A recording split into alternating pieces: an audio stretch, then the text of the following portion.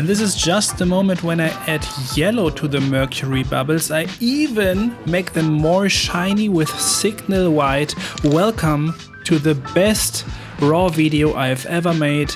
Lean back and enjoy.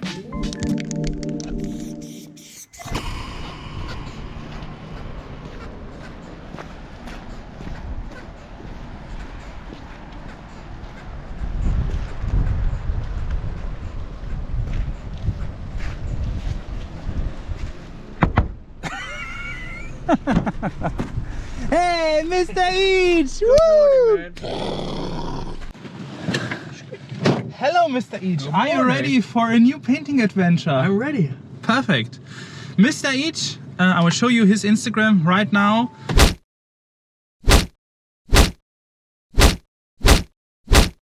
We painted already 2 times before here in the Netherlands.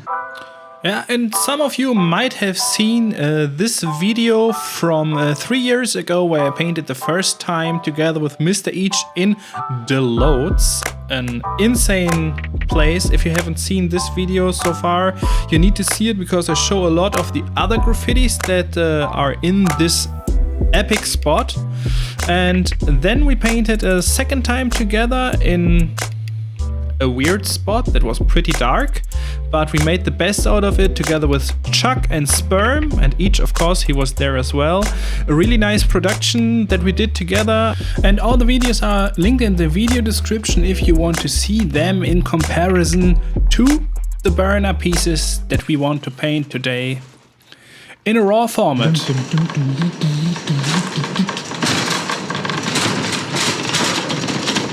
Oh yeah! So expect a long video in this epic spot. Oh yeah! Right in the middle. So it looks like that this is our wall. Perfect.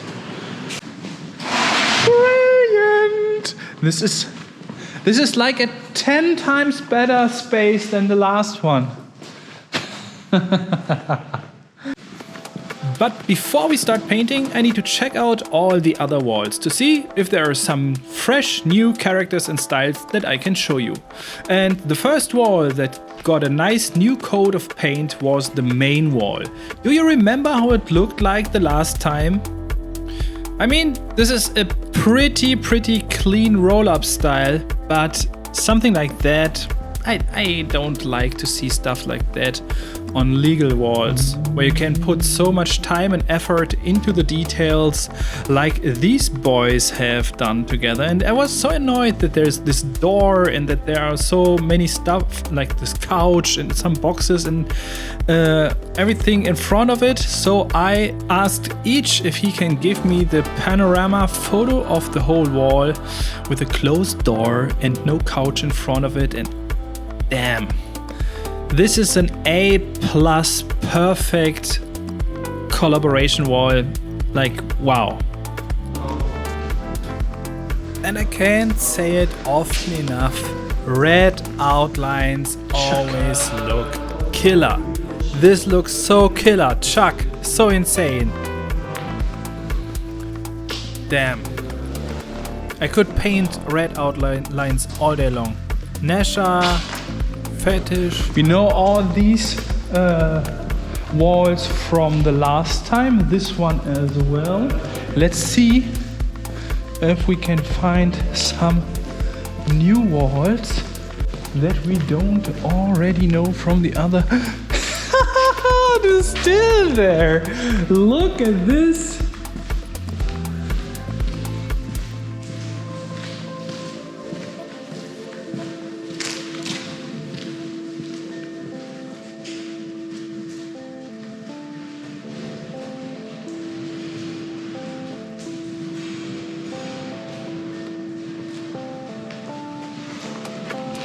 Yeah, this was the 90K special together with EECH.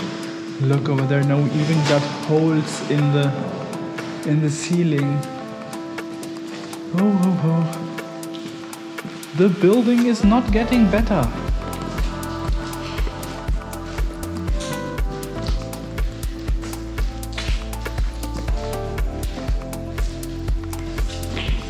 bigger.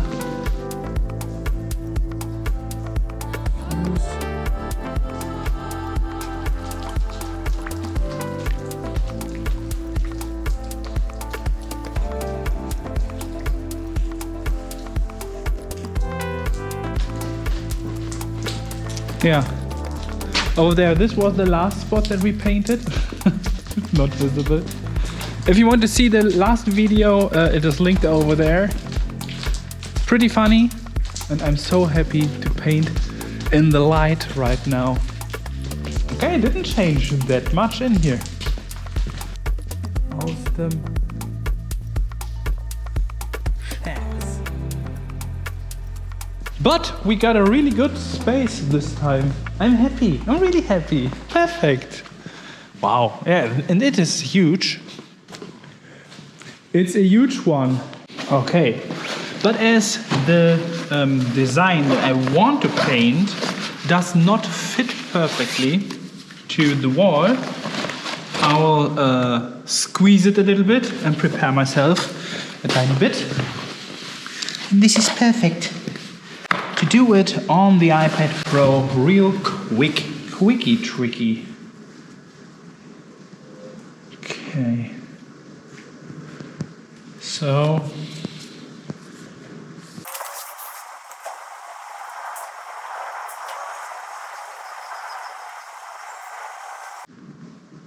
okay. This was easier than expected because the piece itself did not suffer at all just by squeezing it. So this was the sketch before, and this is how it turned out by squeezing it together. And as we are all staring at the sketch right now, I will lead you through it so that you can find the letters a little bit easier. This sketch, of course, says my name, Smoe. S-M-O and E. 4 letters decorated with a lot of extra elements all around it, but once you know where to find them, it is not that hard anymore. All these extensions belong to the S, while the M has just the heart shape underneath and one scap flowing through S. To balance this extra element, the O also has a scap flowing through E, and E has the same weight of extra elements to balance S. All in all, a very balanced sketch with one extra feature that I love to play around with since 2023. The nuggets. The mercury liquid metal elements have been part of many walls lately, and here they are again. And I will show you in approximately an hour how I paint them in every detail. So I can bring this phenomenal piece to the wall right now. Yay! As the first step, I need to find the middle of the wall so that everything is fair and I don't have more space than each will have.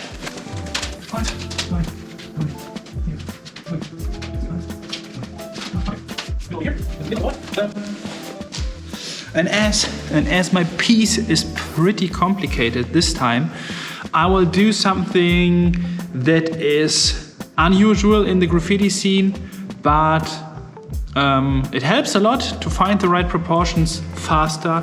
I will use a doodle grid on the wall for my piece.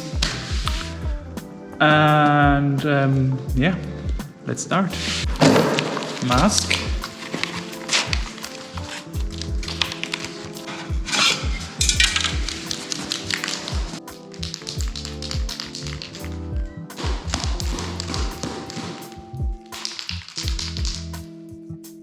So, and for the 25 new people who have never seen a video of mine, I will explain the doodle grid real quick again for you.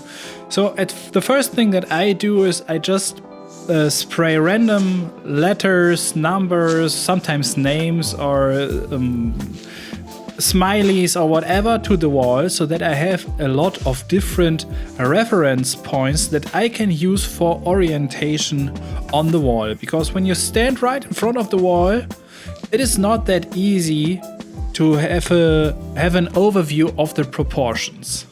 Then, when I'm done with the doodle grid in the size that I want to paint, I take a photo of it. and I use my iPad or my smartphone and put the sketch of the piece that I want to paint on top of the doodle grid, and then I just have to use the doodle grid as an orientation and paint the first lines of the piece on the wall real quick. That saves a lot of time and your first lines are on point immediately. I know that there is a controversial discussion about using a doodle grid while painting your own letters. I've seen other graffiti artists using their doodle grid technique and when we were at the graffiti jam, and other people were talking behind their back like, is this person not able to paint his own letters?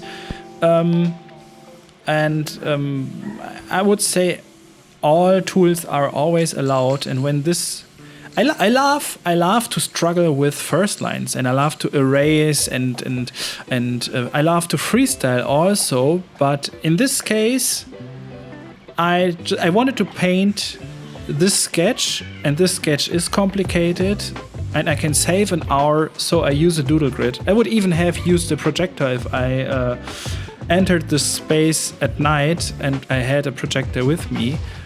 I don't think that there are any bad tools to reach the goal that you want to reach. And if your personal challenge is to use just a limited amount of tools, like you use only the spray can but only some caps because other caps are not real or something. I know there is a lot of these discussions in the graffiti scene, but I'm very, very tolerant about tools. I think all tools are allowed. I'm also a big fan of AI. I don't understand all these discussions about it, but this would be probably a different video. So I just want to say I don't judge anyone using a doodle grid, and I do it in public because I think it's a great way to save time. And when I want to save time, I use it. So this was just my 2 cents from voiceover Smoe. So on the left side, you can see the colors that we have chosen for the fill-in. Each will use the same colors. I have chosen them because they were in my storage. Each has brought his he has bought all these colors as well, so that we have the same color scheme in both pieces. I love it, and I in person love it when both pieces have the same fill-in and are comparable from the fill-in, but have a different style. Now this is so cool.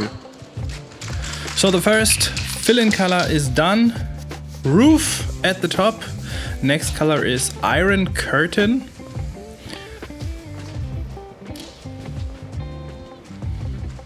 I mark the space that I will fill with iron curtain. They are very similar. I was thinking that they are a little bit more different, but it looks nearly like the same color.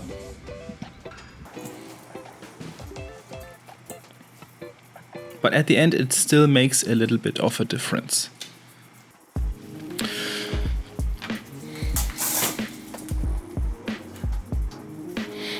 I have speeded up the fill-in process with 500%, and just so that the video does not get too long. I fill with the standard, with the Montana Gold standard cap that is already on it. It's a soft cap that you can use for outlines and fill-ins as well. I could have used a fat cap also, but sometimes I'm just too lazy. I'm just too lazy to change caps because it does not make such a big difference.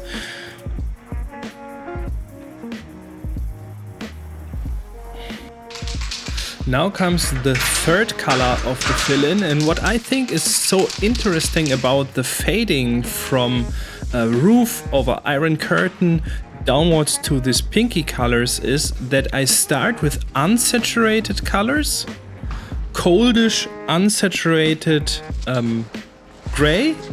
I mean, gray is always unsaturated, but this is a more... It is weird because the roof and iron curtain are more bluish grays. And I've made the screenshots from the Montana Cans website, and they seem to be more warmish grays, but they aren't.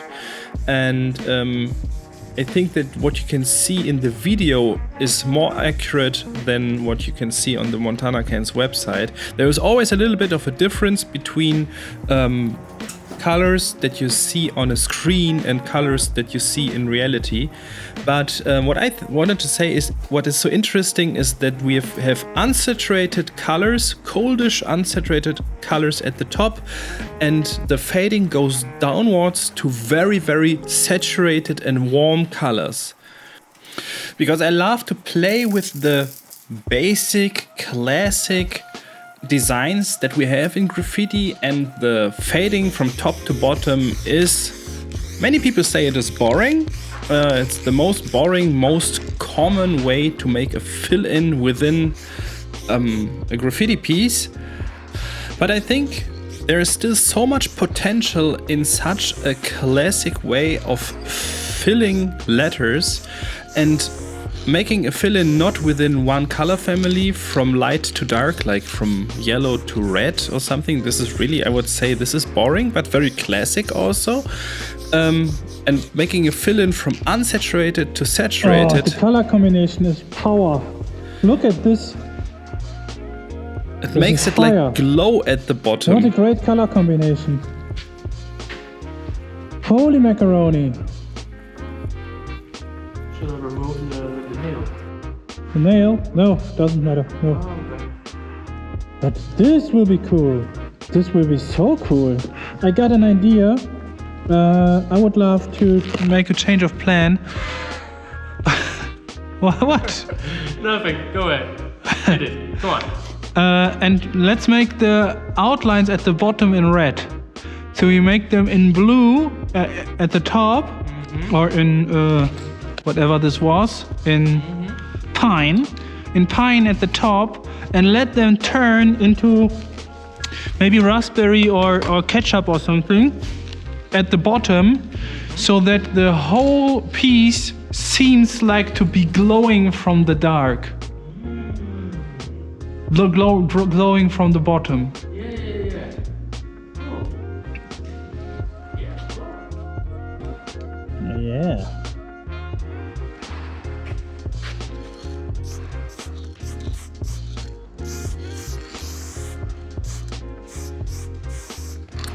Yo, and back to the thought that I was not able to finish because I was talking in the video myself.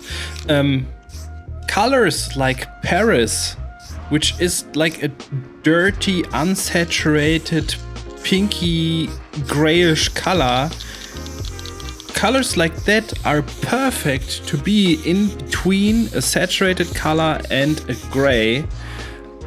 And I still have a lot of Paris and other colors like that in my storage, and I will definitely do more of these fadings from unsaturated. It can be even brown at the top or a muddy olive or something, and turn into a saturated color.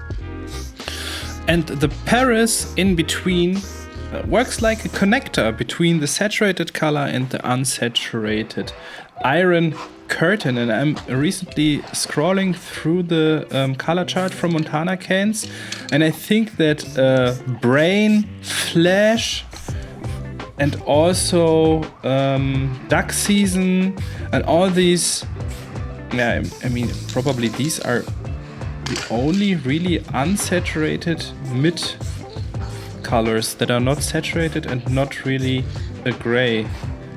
Manila Light also could be such a connector color. Yeah, and I want to work with this even more to connect a gray or brown with a connector color in between, and put a very saturated fading underneath. Yeah, this is cool. This is cool.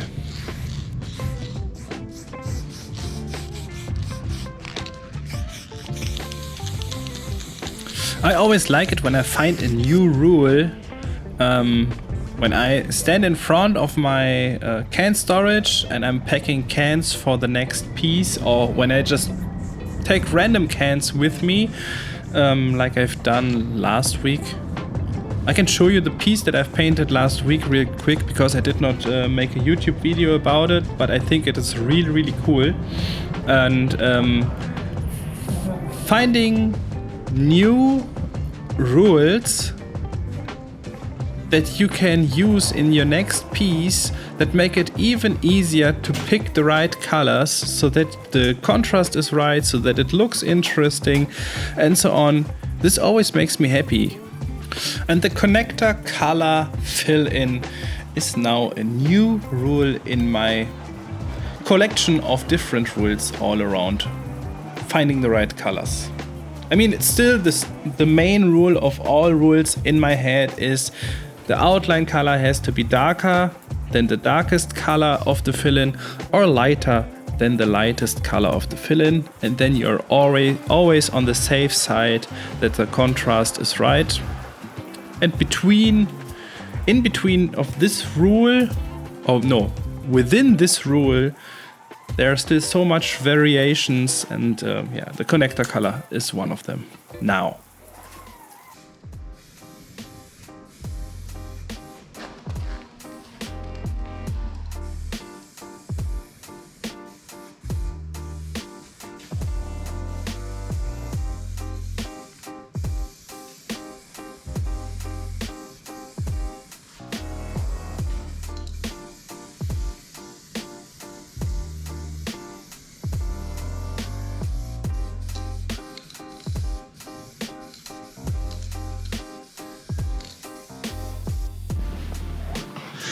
Okay, friends and followers, now I'm super happy with the fill-in, like it is looking right now. I was not that sure how it works with the bluish gray at the top and this pinky color at the bottom, but I'm super happy with it.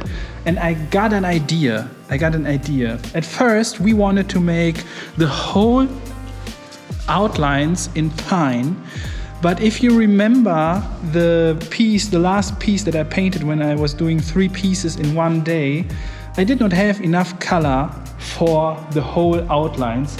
And I want to make this here on purpose. I want to have the blue, a cold color, the pine, a cold color at the top, and change the color of the outlines to the bottom, and then it will become maybe ketchup or even royal red. We will see how it will work, but I think this will make this piece even more smooth and more interesting. So let's start doing the outlines at the top.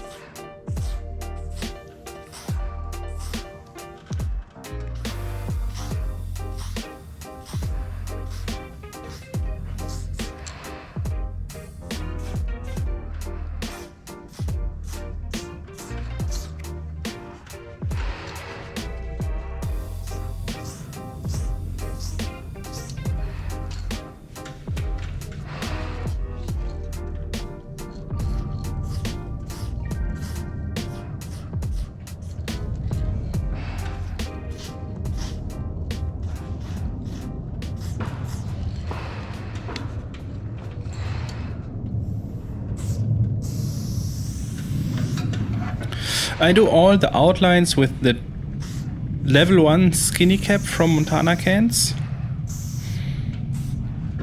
It's a really great cap for outlines.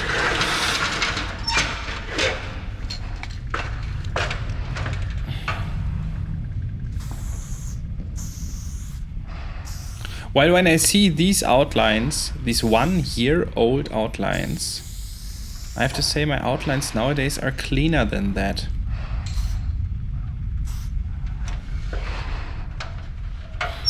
But sometimes these level 1 skinny caps have a little bit of a different output. Sometimes you get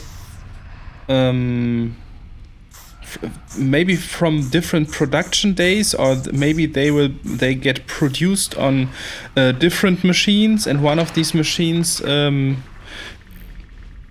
is set a little bit different, and the valve is maybe a 100th of a millimeter thicker or whatever. But some of these level 1 skinny caps are more aggressive than others. And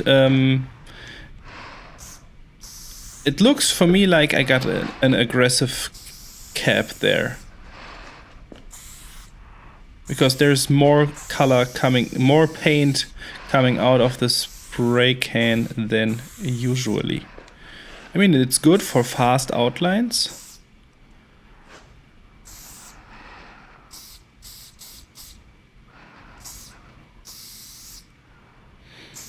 And if I could change one thing in this whole piece, it is this scap, this single connected extra bar that you can see on top, that is melted with the one part of the E. I would not melt it over there, it looks like a T. I don't like that.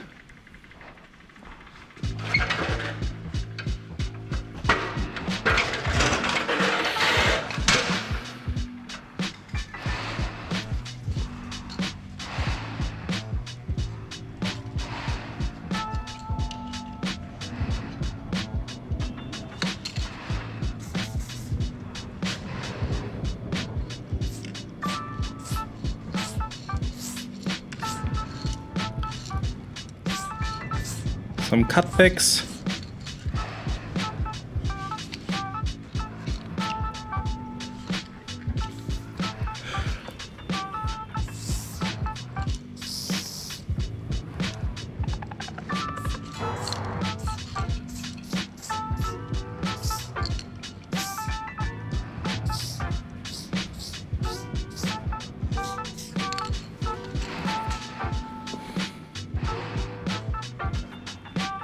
It looks like a T. Smoe.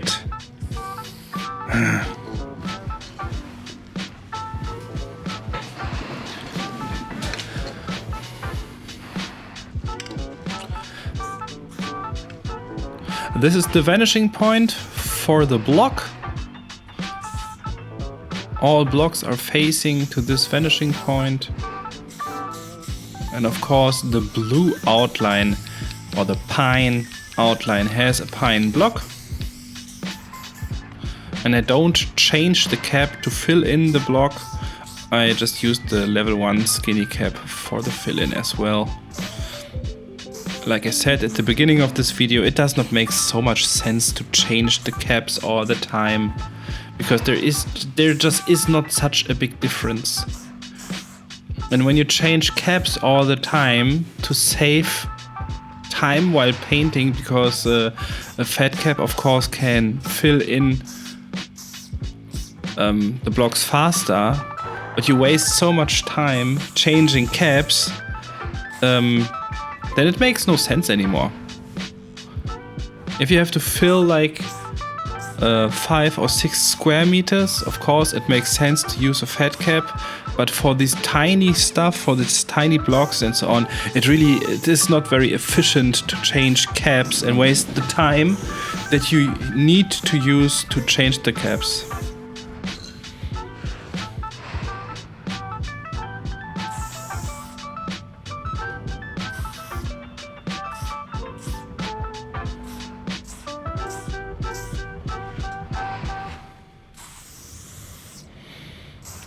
And there you can see that I made the O a little bit thicker than the fill-in is, because at some point I noticed that the O needs to be a little bit thicker over there. And that's the great thing about spray paint. You can always change everything at any time. It is just color, it is just paint. You can paint over it whenever you want.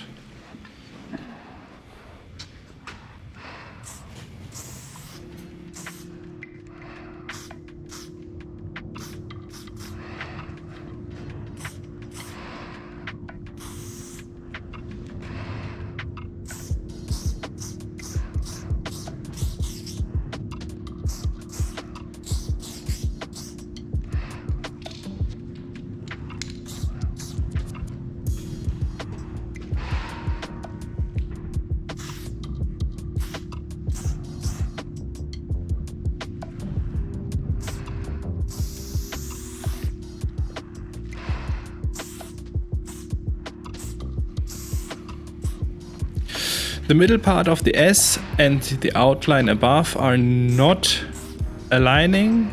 This is why I make this tiny correction. Still looks shitty like that, but I can cut it all back with the fill-in later.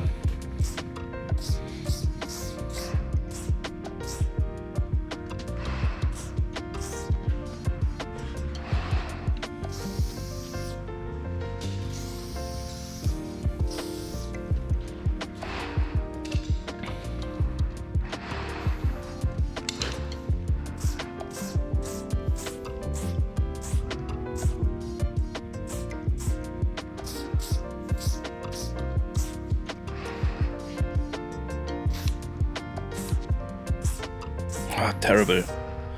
Terrible.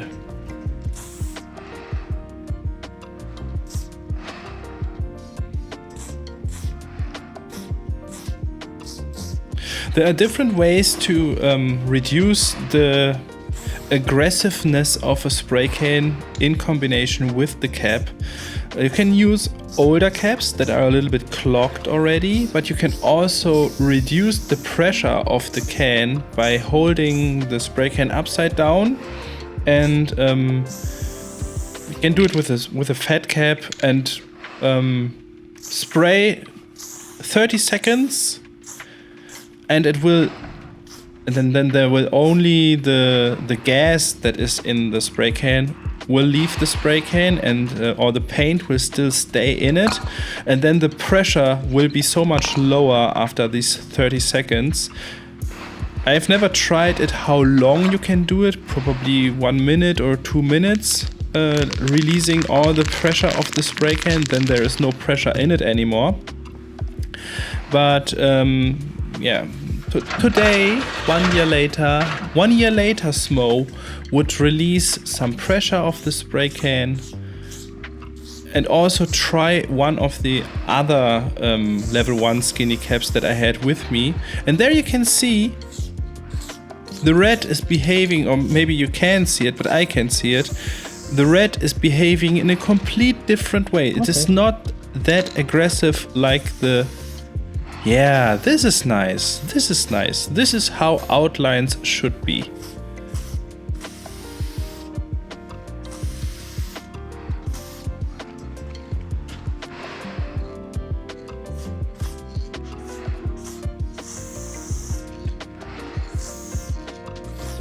Yeah, now I do all the outlines at the bottom in red.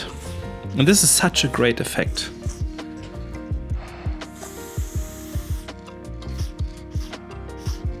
Can you see this? Can you see that these outlines are like only 75% of the thickness of the blue ones? And maybe the red can has less pressure, or there was just a different level 1 skinny cap. I don't know. I can't see it right now. But next time when a spray can behaves like the pine one, I would release some pressure or take another cap or do both.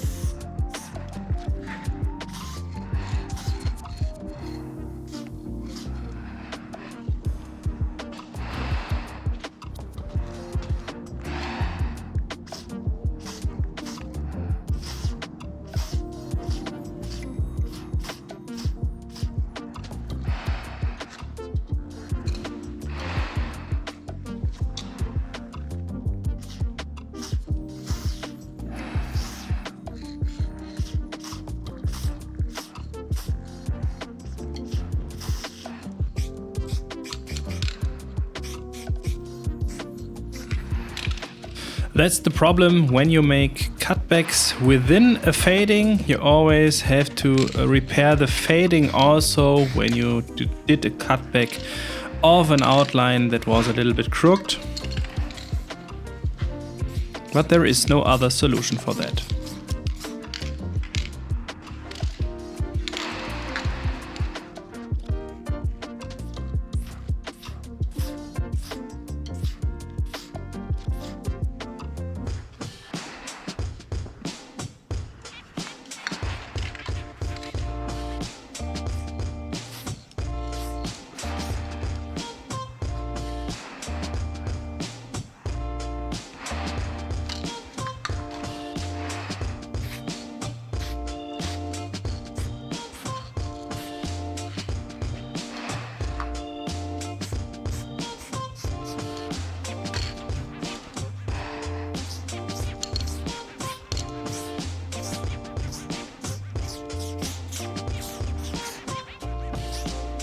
What you can see here very nice is that the extension of M and the left side of M are slicing with the S, and I try to force the fill-in at this point that there is always a different color of the fading so that the slicing is even more obvious.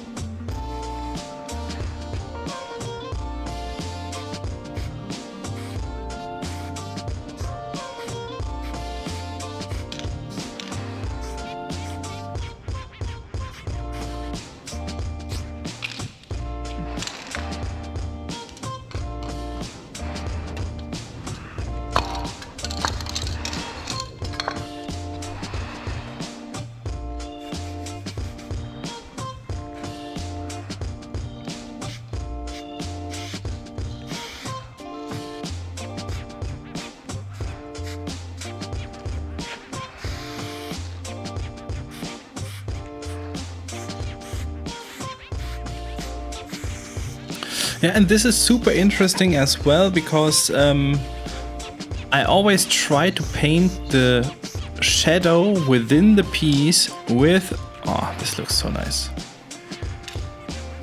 So nice. Please don't change it. Oh, what are you doing? It is so cool. Oh. Okay, this is also cool.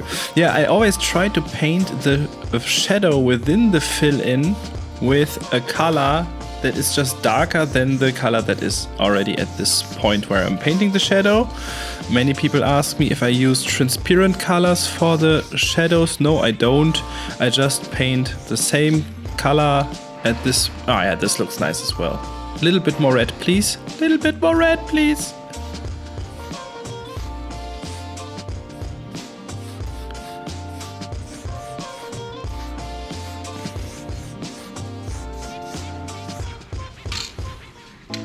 More red. Please. Smoe, do more red. Are you stupid? Yes, there he is. Yes. Okay, perfect. Perfect. Perfect.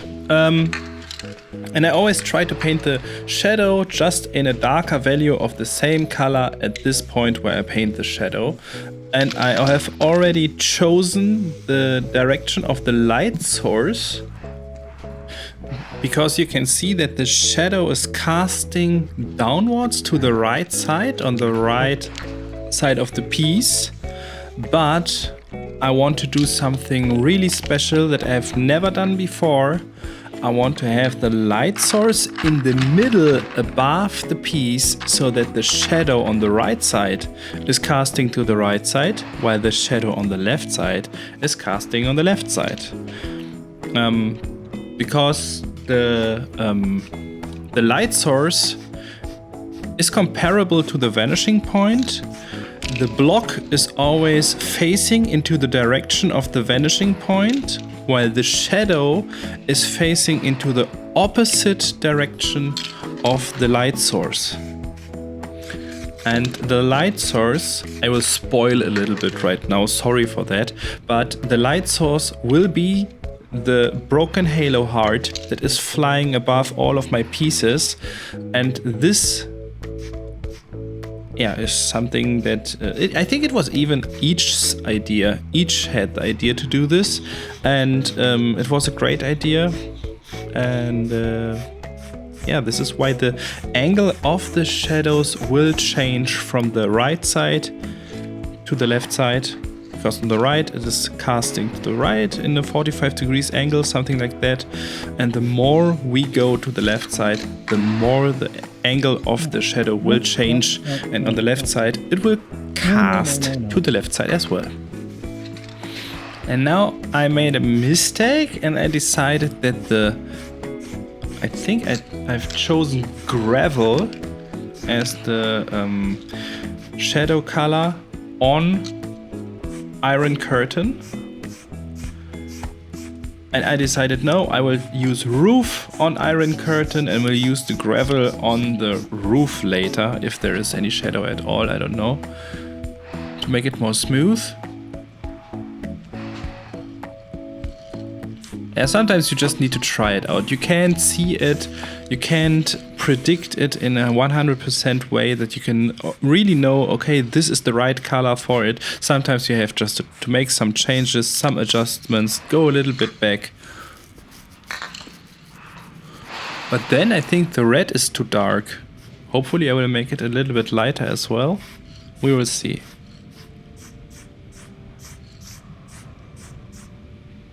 Oh. And I know it is wrong to paint around the outlines with the shadow of the fill-in, and it would be better to make the shadow first and the outlines afterwards, but it is just too complicated for me. My brain just does not think like that. So I take a piece of cardboard, and the first piece of cardboard that I had with me is from my sticker pack 1. And if you want to support this channel a little bit, get yourself a sticker pack. We ship worldwide, and you can also use it for very sharp cutbacks in your piece. And there we are again at the discussion about tools. I know that probably 5 people who have seen the video until this point will have stopped immediately because I have used a cardboard, the demonized cardboard, because using a cardboard is toy, and you don't want to be a toy, so don't use a cardboard. But I don't give a shit about it, and I just want to have a clean piece at the end. That is so weird. It is so weird that people have such a strong opinion about some tools, and the cardboard is one of these tools that you can use just to have a cleaner piece at the end of the day. But some people have a strong opinion about cardboard. Don't ask me why. It is super weird.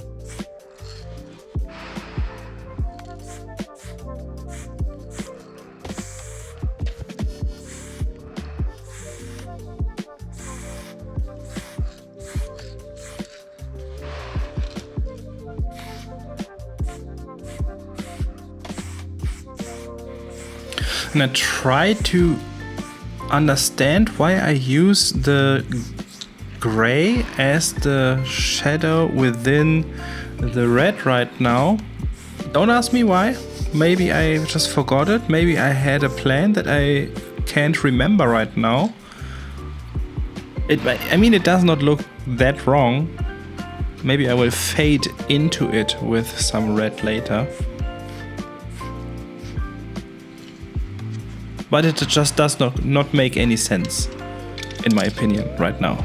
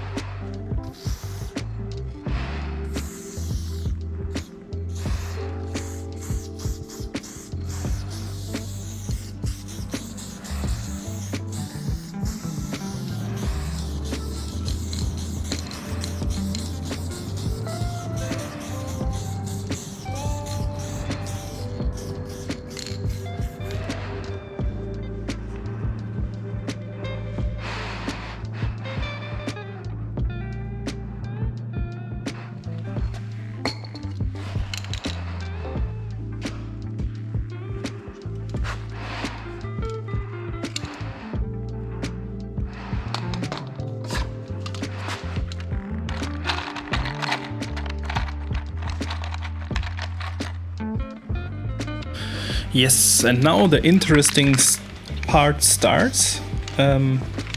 I will do the shadows within the blocks. Not only shadows within the fill-in, also the blocks will get darker to the end of the holes, and there will be cast shadows on the blocks of upper parts of other blocks and so on. Super nice, I love it. And I use the McClaim super skinny caps for these super fine details. Or even, why do I, yeah, okay. And now I'm lazy again and use the standard cap.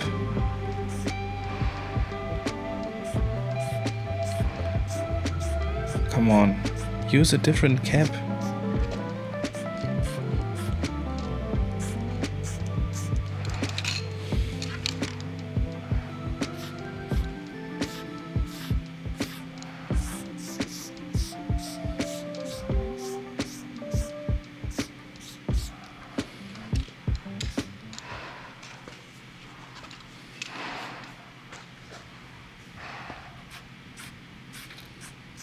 So as the block is facing to the right side, to the vanishing point, and the light is coming from above, all the blocks that are facing downwards are darker, and all the holes are getting darker to the right side.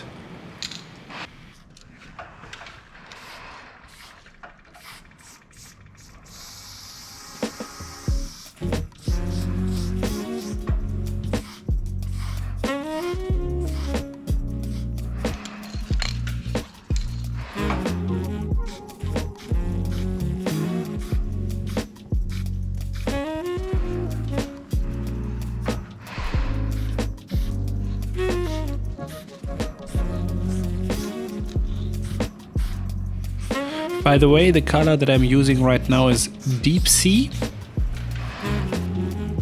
I make all shadows in pine with Deep Sea. And later even with navy, but this will take 1.5 hours.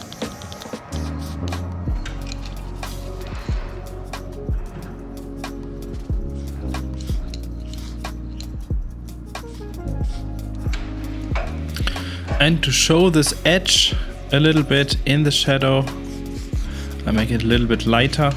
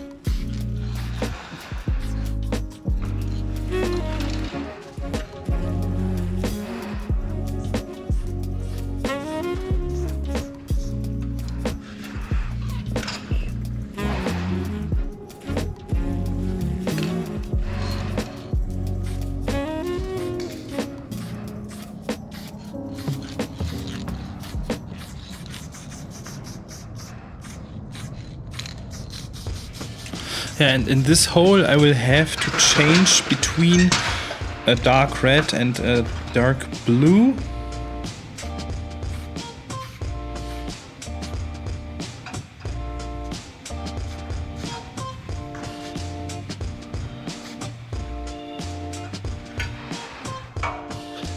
And please don't think that the shadows that I'm painting are right or that there is no better way to paint them. They are just as good as the capabilities of my brain are able to visualize them and make them at least look right. For me, they really look right, and sometimes I even paint wrong shadows because I want to show a specific edge or because I'm just not able to imagine how the shadow would be when it was right. Please don't put too much pressure on yourself to try to overthink everything 100 times. when the shadow looks right, it looks right and it does its job.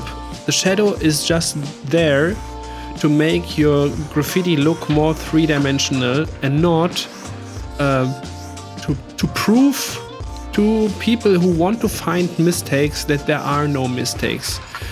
Please always have a lot of mistakes in your graffiti pieces, because otherwise they will be dead. Don't try to make everything too perfect, because then there will be no life in it anymore. And this is why I always say the shadows don't have to be right, they just have to look right.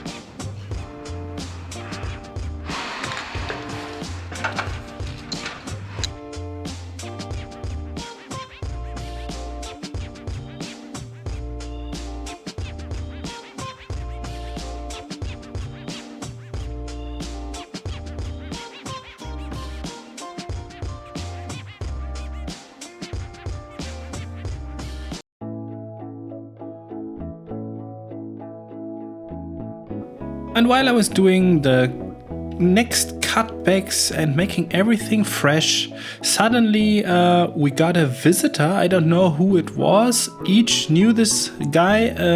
I have no idea. But he seemed to be a very nice guy who is also interested in graffiti. I was just telling Nick this afternoon. I was watching your videos last, 10 hours ago. Oh, really? Cool. Again. Thank you. I saw you with the Roman Oh God. Oh, like a Caesar. wonderful. This is one of the videos I'm very proud of. Oh, Yeah, real funny. That was really funny. it was so embarrassing. I watched it last night. Oh. But it was on Doke's channel. It was not on my, I think. This is such a great detail as well. I really love it when the shadow that starts in the fill-in continues over the block. Today I was hurrying a little bit because he's usually so fast, but I hurried too much. I just hurried too much.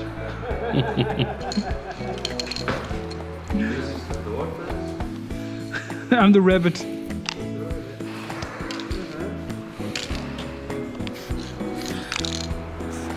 The tortoise and the rabbit. Yeah, Mr. EECH was really slow that day.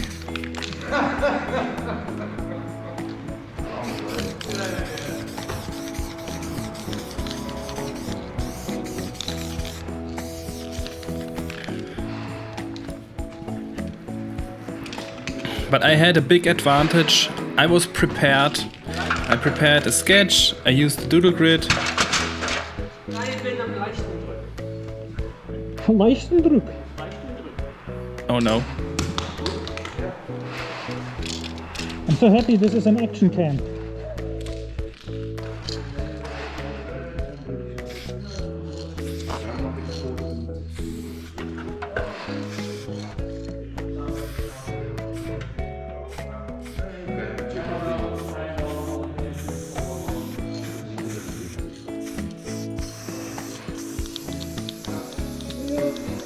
Bye bye. Bye bye.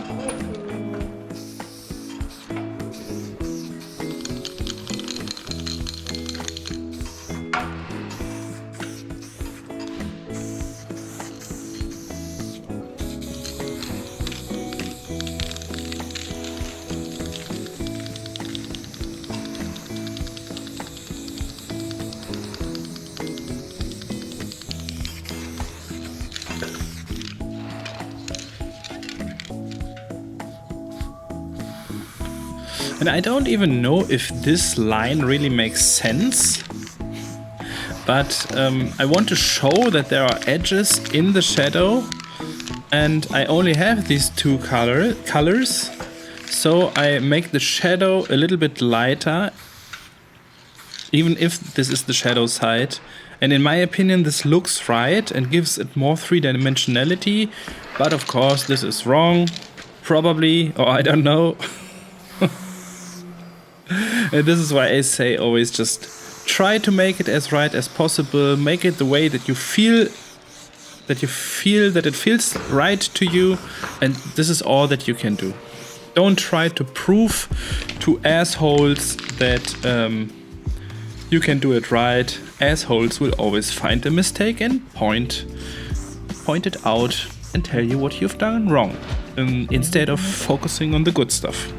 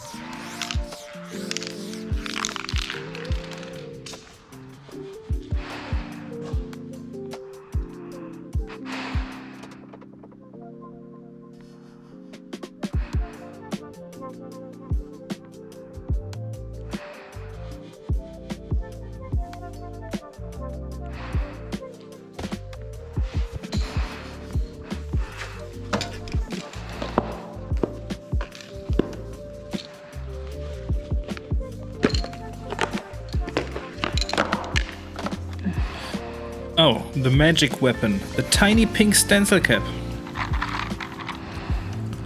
There is, by the way, a link in my video description if you want to get a tiny pink stencil cap as well.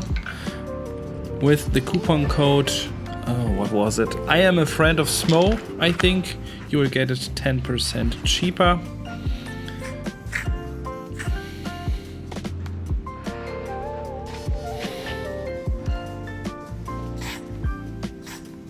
And with this cap you can make so thin lines, it is just beautiful.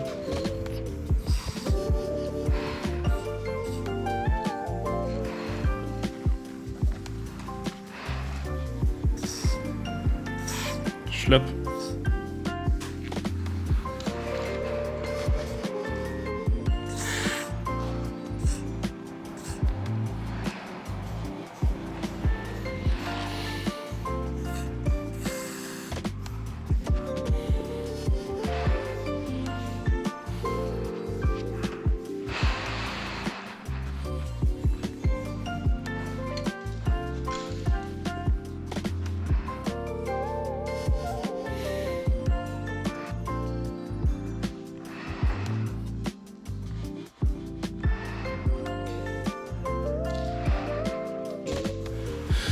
I just wanted to check back the position of the section lines. I love to make the section lines with the tiny pink stencil cap. Ah, beautiful.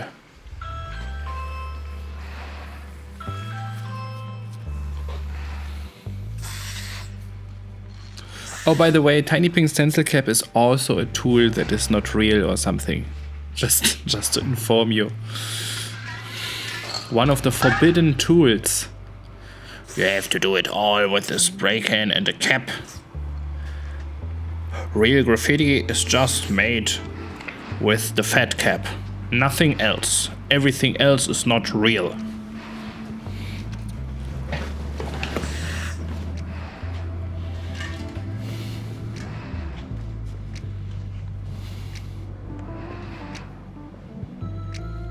But I think the tiny pink stencil cap is a really great invention. I can highly recommend you to use it. If you just... I know there are people who can make these thin lines with a skinny cap or with a cap that is a little bit clogged. And sometimes it happens to me as well that I'm able to do it, but the tiny pink stencil cap is just the more predictable, secure way for thin lines. And I don't want to waste my time with bad outlines that I have to erase again, and so I just use this tool. It's great. I love it.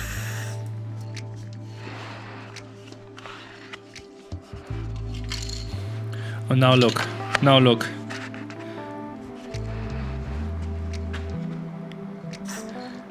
This is insane. Yeah. I love it.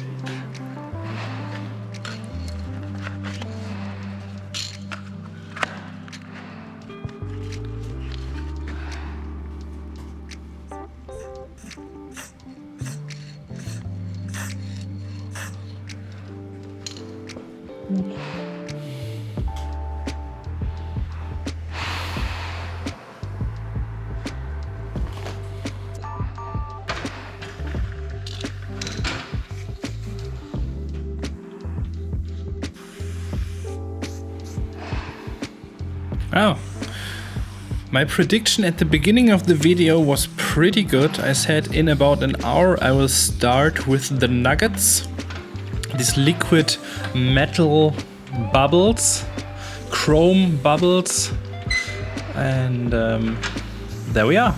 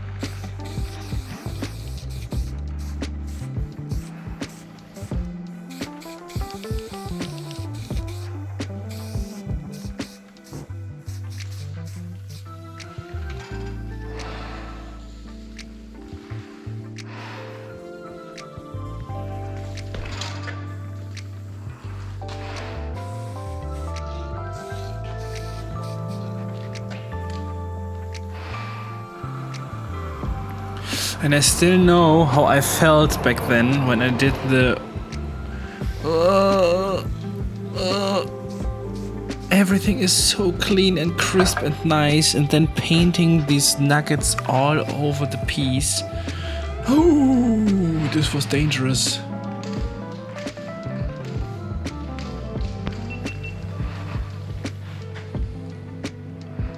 Okay, let's change to the other camera.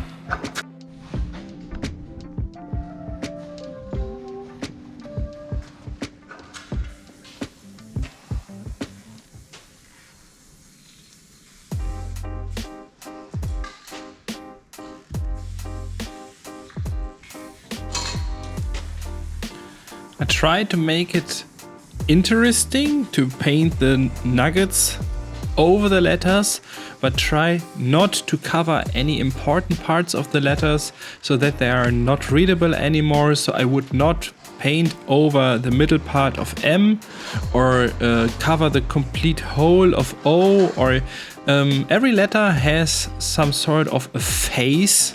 I call it the face. It's the identity giving part of the letter, while everything all around, extra elements and hooks and stuff, can be at every other letter, but the middle part, the face of the letter, always has to be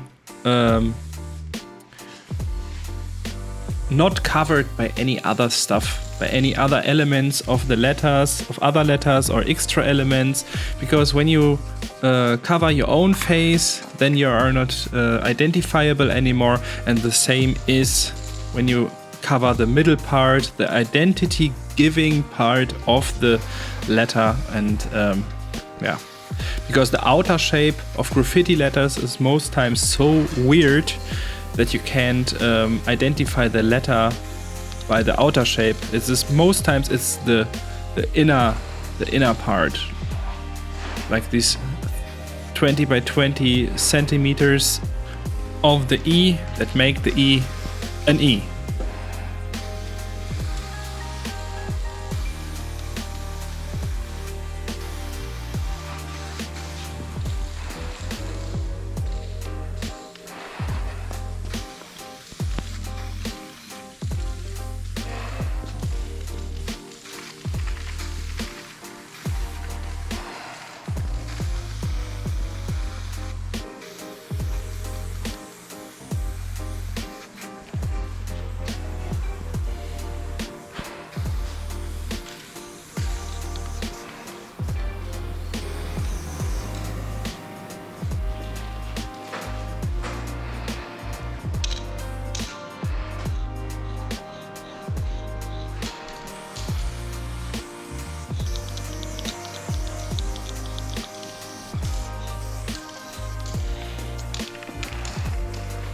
The color that I used for the mercury, nuggets, bubbles, I don't think that nugget is still the right word of it. Back then when I created these chrome bubble thingies, they still were nuggets. They were not as liquid as they are nowadays. They had more some sort of a nugget piece of chrome shape. Or let's call them nuggets. Yes, and back then I called them nuggets, but now I think as they are more liquid, we need to call it mercury. And for the mercury I used as the base fill-in, I use gravel. The darkest gray that I have with me. So I use a dark red. This is Vampirella for the horizon line, as this is some sort of a chrome material. Of course it reflects everything that's around it, and so I paint a horizon line in dark as the first effect on the mercury.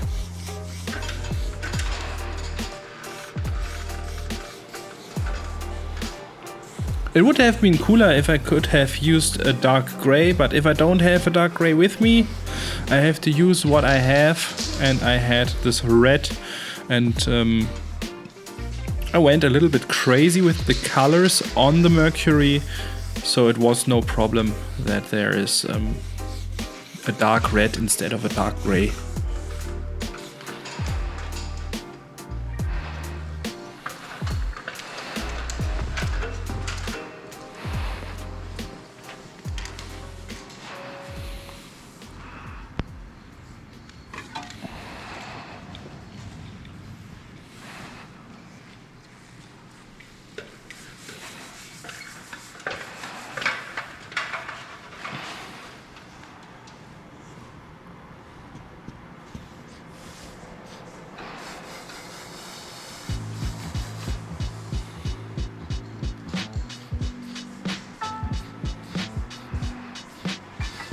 A little bit of blue reflection, because if there is the outlines of the piece underneath the mercury, of course there are reflections of the blue in the mercury as well. Always at the bottom side underneath the darkish horizon line. So there's always a shine from the bottom upwards on the chrome, on the mercury. And of course all the outlines after getting some shadow they will all get a little bit of light as well.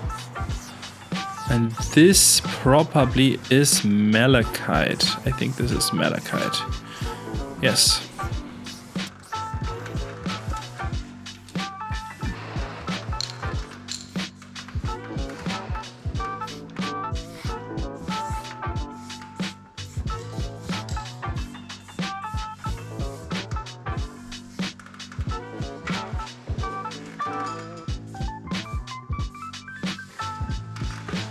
All outlines that are shining upwards, all outlines that are facing upwards, facing into the direction of the light source will get a lighter value of the outline itself. This is why I have chosen malachite there, because this is a lighter value of pine.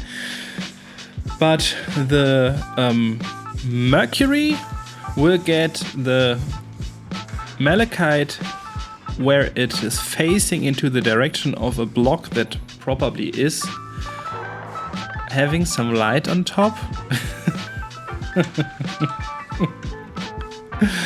Yeah, this is I give my very best to explain it to you in easy words, but yeah, so all the outlines that are facing into the direction of the light source are getting some malachite on it as a lighter value of pine.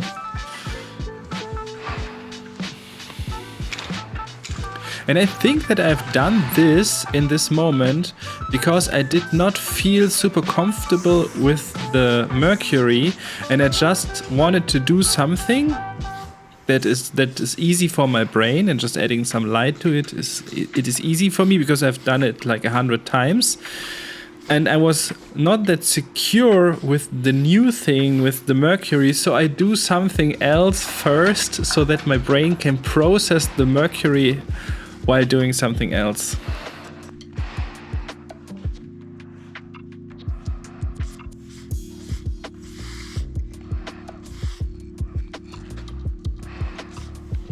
For tiny effects like that, of course, I use the McClaim super skinny cap, the white one with the gray eye. This is my favorite cap for not super clean but small effects. This cap is not making the best outlines. Like you can see, it's pretty dusty, but it is good for painting tiny spots.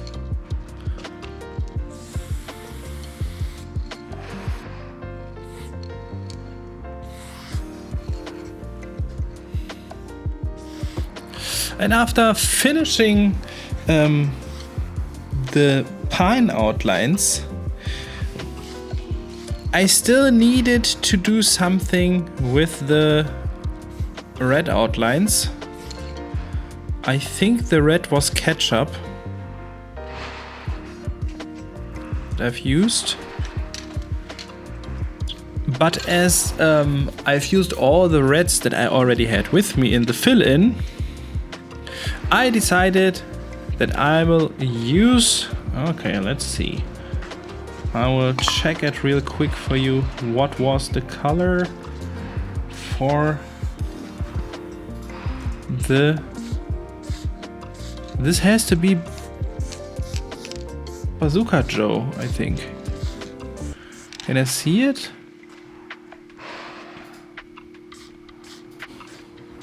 Yeah, I'm pretty much sure this is Bazooka Joe.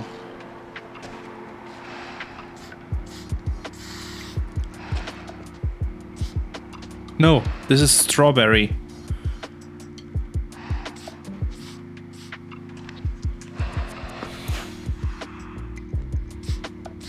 Yes, it is strawberry. Yeah, and it is... it seems, if somebody would say to me that he uses the same color for the outline like the fill-in, I would say, okay, then everything is invisible, like you can see here, but there's still a tiny bit of the ketchup outline still visible, and this is enough for the eye.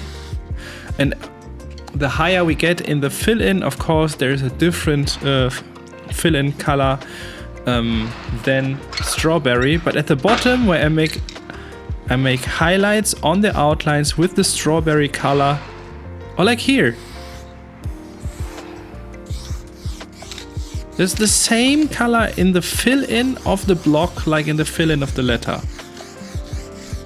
Isn't this insane? And it works! Crazy! Crazy! Doesn't look that bad.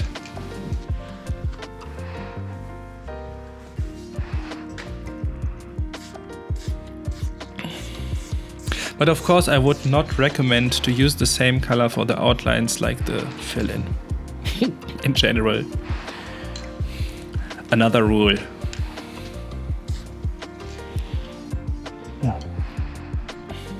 Boom! Okay, was this enough processing time, Mr. Smoe?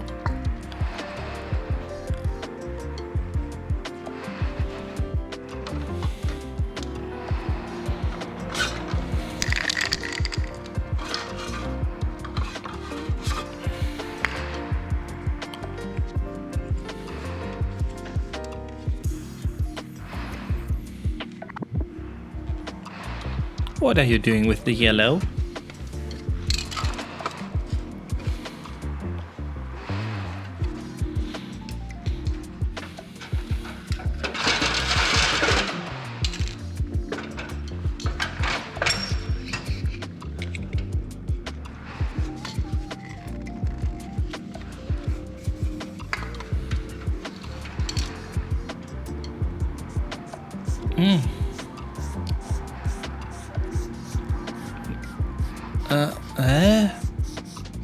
Okay, yeah. For some reason I removed the blue. I think the blue was good. The malachite. This looks also cool.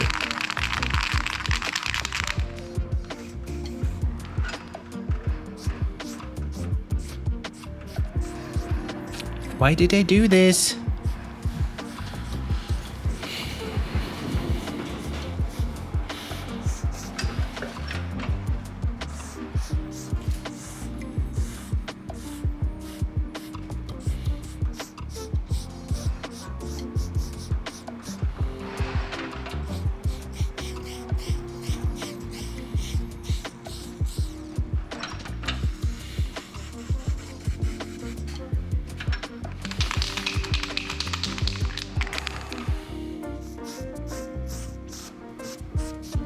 This, by the way, is Bombay from the Montana Black series, and the lighter yellowish color that I use is mustard.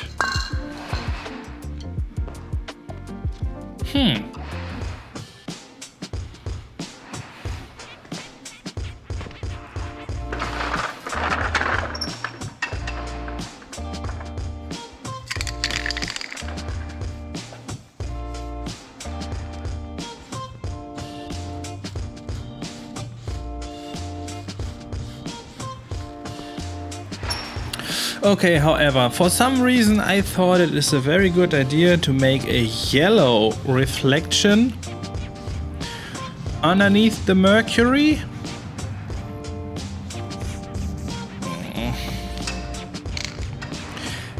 It also looks cool, but if I could turn back time right now, I would say, Smoe, don't be nervous.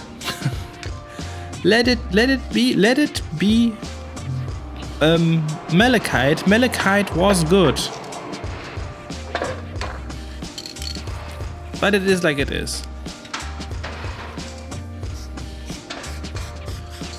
And then I used the Paris for some reflections on top, like if there would be the sky and the sky is mirrored in the mercury, and suddenly it really looks like it got this chrome effect.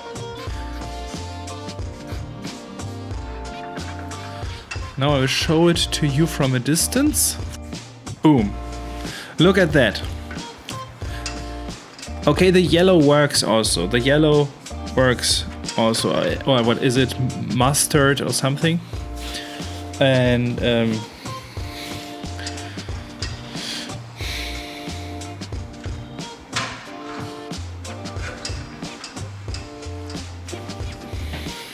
it's not that bad. But some blue reflections on the bottom would have been even cooler, so that it really interacts with the piece.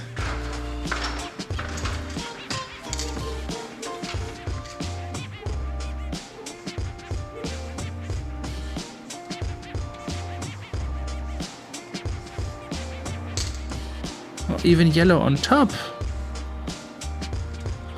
Why that?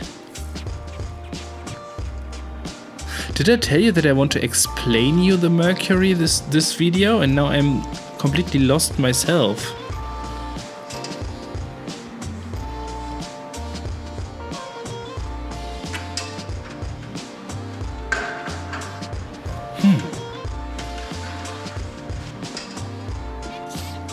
But it looks good.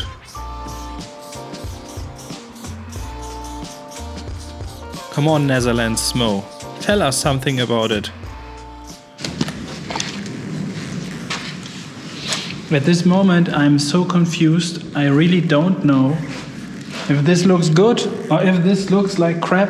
But I need to trust the process. I will just continue like that, and see if I ruin everything. No, I don't think so. But it feels super unusual to me to make these mercury bubbles, and we will see. We will see how it turns out at the end.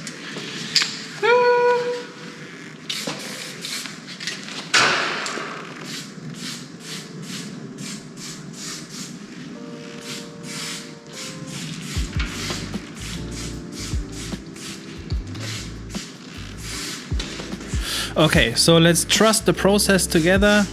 What I do there is I put a horizon line into the chrome bubbles and do it everywhere.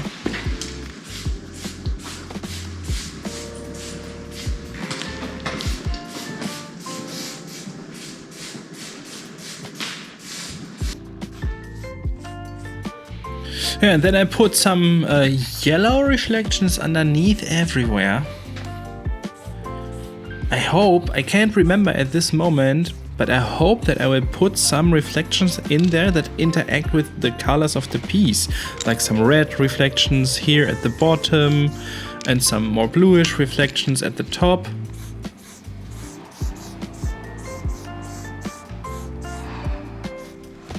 But I can tell that I was really confused at this moment. And I don't want to know how Mr. EECH was feeling right besides me. Because he just did not have a very good day this day. Sometimes you're very motivated and you feel confident to paint, and maybe the confusion that I had in me was giving him a little bit confusion as well, why he was painting so slow. I don't know. I mean, yeah, it's okay. It's okay.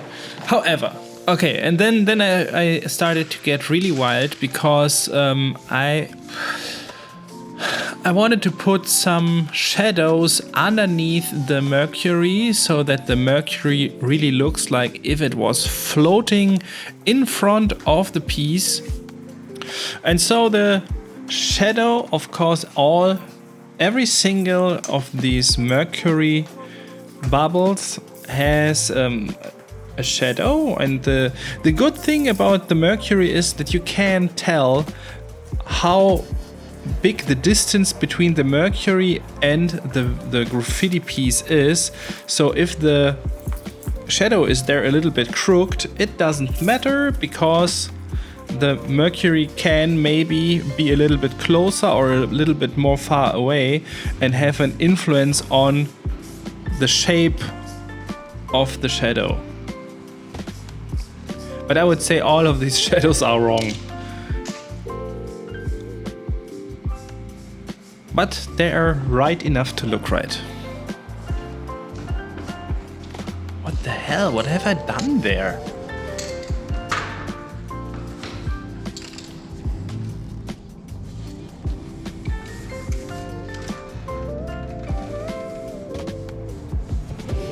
Good. And the the reflections.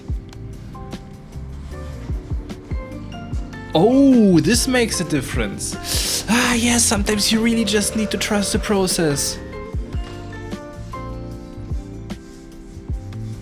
Ah, this looks so 3D.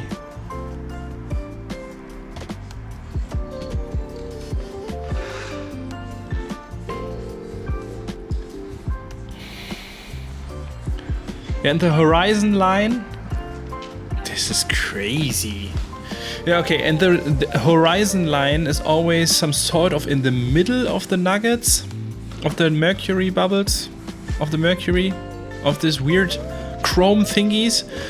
And the reflection, the light reflection is also in the middle. Like if the horizon is always the lightest part of the sky. And as this is a reflection of the sky, wow. Holy moly. Yeah, and as I did it at the first mercury at the top, I add a little bit of a sharper curry color outline. I put like if the light would be shining through the mercury into the shadow, I put like a little yellowish light in the middle of the shadow. Yeah, I don't know if this really works. I've done something similar back then with this big Christmas ball in the Christmas wall that I've painted. I will show it to you real quick.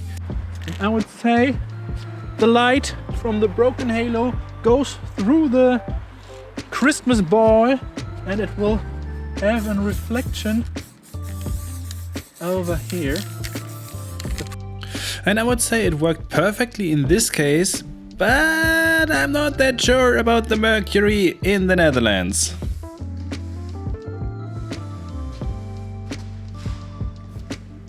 Okay, but it's time for the drop shadow, no, the cast shadow on the wall.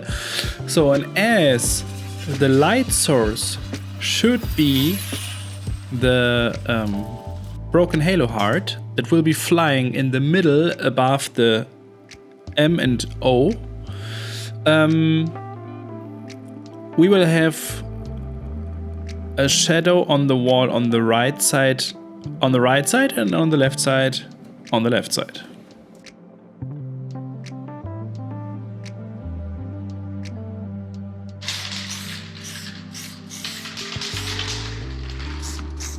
Yeah, I made it. I was afraid that I didn't have enough paint, but it turned out perfect. Vampirella? Vampirella, yeah.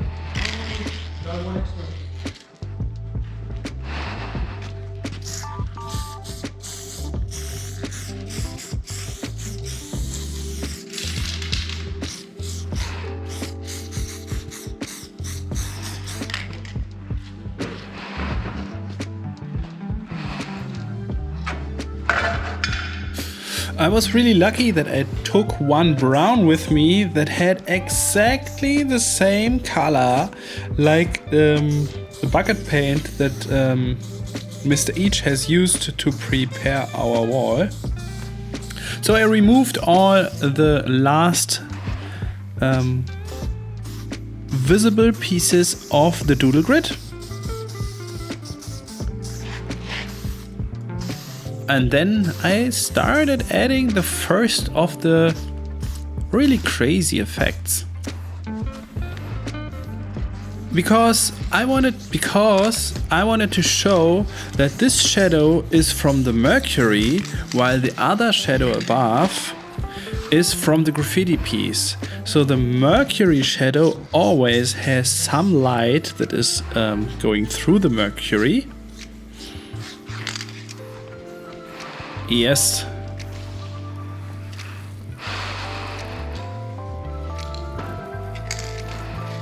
Yeah, this is super weird. Oh.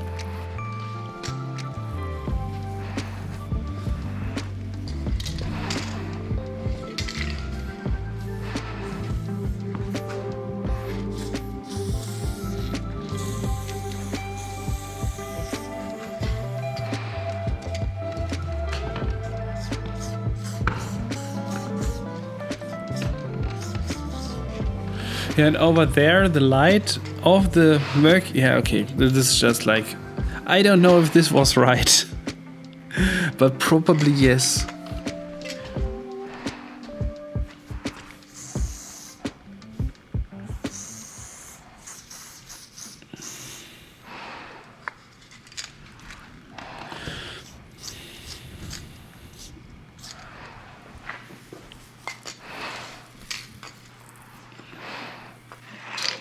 Is the shadow of these parts always has a glow inside because this is a liquid, you know? So the shadow of this here is black, is dark, and this one is the reflection of this. And there needs to go a little bit shadow down here. So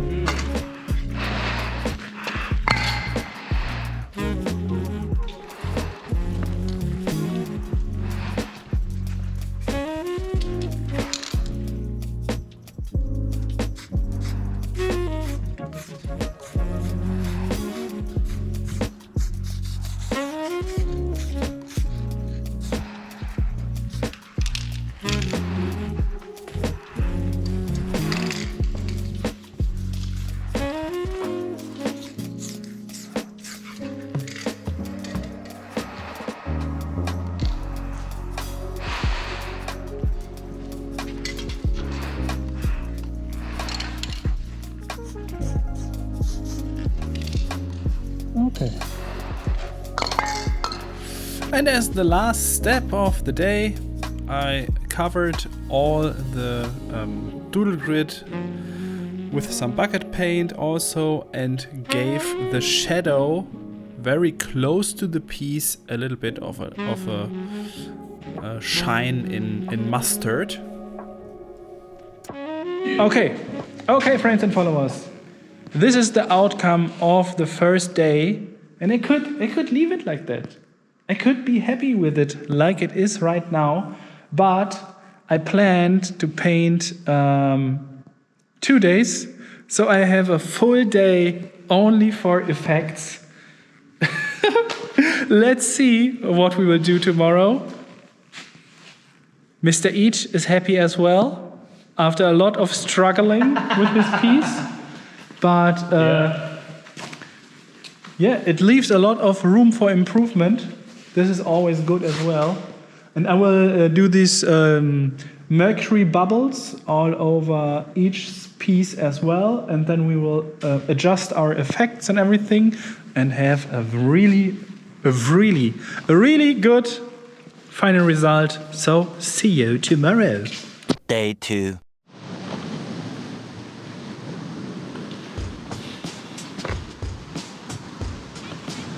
And now look at the quality of my stickers. EECH has made this whole front of his car with the sticker bombing, and look, the reds are still there. So if you want such a sticker pack as well, it is linked down there in my shop. Nice stickers. Yay! Weather approved. Netherlands weather approved.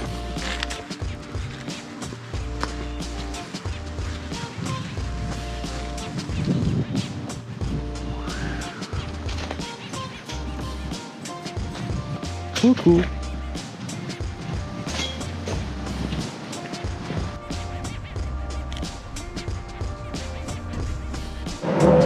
Oh, there he is. Friends and followers. The big boss. A bit of this, a little bit of that. A little bit of Botox. Oh, nice. Cool colors. Well, I have to admit that I was a little bit nervous the first day painting there because I had so much big plans and so on, but I was doing the work on the first day, and this day I was really chilled and took some time to enjoy all the artworks that are there, and I'm still fascinated about the self-portrait from Chuck. Insane. But when you painted yourself over there, Yeah. was it before you had the tattoos or Yes, it's 2015. 2015? Yes. Ah, you look a little bit younger also. Right. Thanks. Yeah, I miss a couple of tattoos. Yeah. And wrinkles. But Chuck wasn't the only visitor this day. There was also Fuse and Years. Guten Tag. Hi, Smoe. Fuse. Fuse, hi. I bought a Blackbook, maybe you can put a throw up in it. Yes, sure. You're staying at the beach again. Yes. Shit weather in Holland, hey? Yeah, but we had great weather the last week. Hi. Oh, yeah. Hey, I'm Erik. Smoe. Hi. Yes. Nice to see you again, man. I heard you were here, so I thought I'll bring a Blackbook. Yeah, cool. No problem. I will. You don't have to make anything big. Just Yeah, but I have time. If you compare my piece to the one from EECH, I am already pretty far. Right. Yeah. There's a cool American in here. His name is Michael Parks. He makes realistic paintings. I used to work at a printing factory, and he got his book printed there. So, can you make something in my Blackbook? Yeah, sure. He just drew a very simple dragon. Oh, this is it. Ah, okay. He just drew freehand quickly, but he does just oil paintings. Wicked. Cool. So maybe if you've got time, you can make Yeah, something. I just will do start with that. Don't put too much time in it, just Yeah. I will start with that first. no worries. It's shitty paper as well, so you can't really sketch. Yeah, so I have an excuse already. That's it. Ah, the paper. Good. What time did you start this morning? I was pretty quick yesterday. Oh, you started yesterday. Yeah. We started at I think at 12 o'clock or something. Okay, yeah.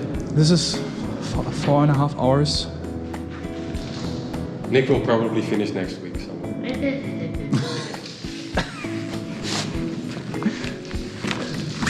You think you're slow, you get to this. Do I have to blur your faces? No, don't worry. No? Okay, perfect. Okay. So let's do an unexpected quick Blackbook session over here.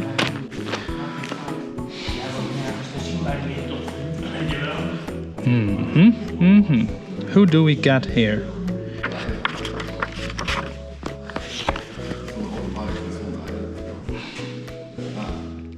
Fuse. And you thought the beat slowed down.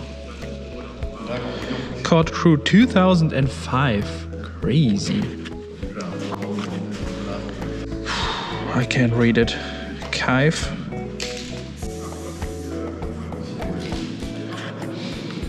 Mick. Already finished for today. No. I will add a lot of effects, blinky stars, light reflections, and I'm still not there with the black and still not there with the white.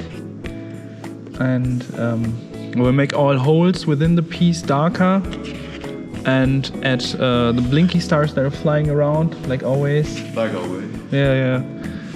Broken halo. The broken halo. And here is the story behind the broken halo real quick, to explain why it is the broken halo. A little hard. Always. There's most graffiti artists put a halo on top, and I never knew why people have these halos, and it seemed to me to be something like an swarm intelligence. Everyone copies from each other, but nobody really knows why. Right. And I wanted to have something own. Right. And I wanted to. And then I thought, okay, I will go even one step had a halo, and we'll make a triangular halo, like God has the triangular halo. Right. But then I had the same problem, like I can't identify with the God thing. Right. And so I took the halo and I banded it in the middle. And when you paint a circle, so you got a circle, you got a halo, and when you bend it in the middle, Yeah. So hard to that. suddenly you get a heart. Crazy. So this is it looks from this angle it looks like a heart, but it is a broken halo. It's a banded. It's a bent halo. Yeah. No, it's a banded halo. It's a damaged. It's a crooked. It's a broken halo. Okay. So, but it's three-dimensional. It's a three-dimensional halo. It's a three-dimensional thing, and this is the Actually, it's a heart, yeah. You can't imagine it until you bend it, and then you still say it's not a heart. And then when you see like that, oh shit, it is a heart. I had to make this example with the cardboard for so many people because nobody can imagine that. No. And there was a 3D artist. He wanted to make a 3D scene with a graffiti of mine, and he made a heart on top of it. And I told him no. It's a 45 degrees leaned to the backward in the middle bended circle. Yeah. Hey, no, this is not possible. And then he made it in the video, and afterwards he told me that this is the most insane part of the whole graffiti, because he made some camera shots where the virtual camera was flying around it, and the heart became different hearts from different sides and stuff. Right. This was super insane, and this is why I got the heart on top of it. Cool. Such a long story for such a small detail. And at the end, of course, it is a heart. Yeah. From here, it's perfect heart. Yeah, and of course, it is a heart as well. So it's both. It's the heart as a symbol for my love for graffiti and for this thinking about stuff and for the connections and all these tiny details and stuff. You broke the halo. Yeah, and it is also not a halo. No. It ended on this nonsense.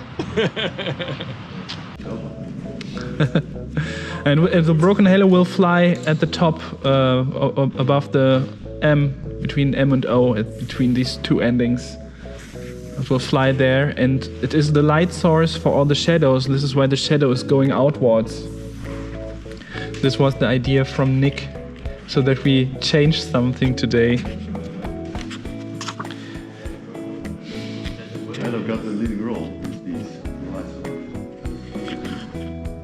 And then all these liquid. How is it metal called? Mercury. Mercury. All this mercury will have light reflections of the blinky stars and the broken halo as well. So there's still a lot of work possible, but not really necessary. I could leave it like that. It's already good, I think. This one is cool. Sign. The quick one. This one is cool as well. Dope. Dopey. Dopey is the E.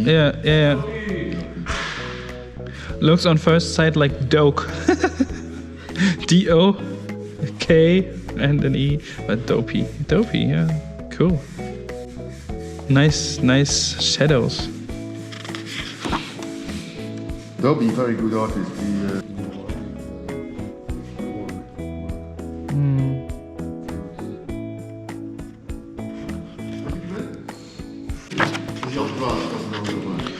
Fuse one. Je hebt maar handig in. Dat is niks baas gedaan. Kijk, hoppakee. These are so cool old school letters. I've only made one piece in 2 years, so And will you be painting over there or where? I don't know yet. Oh yeah, I think so. Yeah, great. I'm looking forward to see what you do today. You just have one day? Just today? Okay, perfect. So I can record your finished piece, just to put a little bit more pressure on you. Yeah.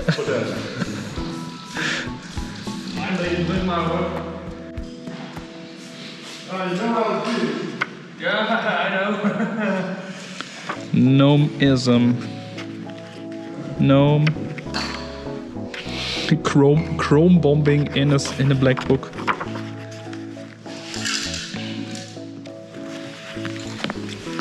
Another 3D fuse.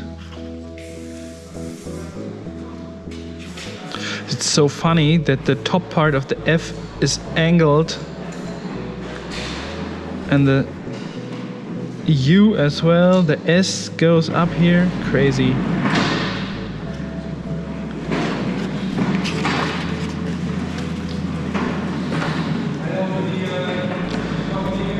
Classic b-boy character.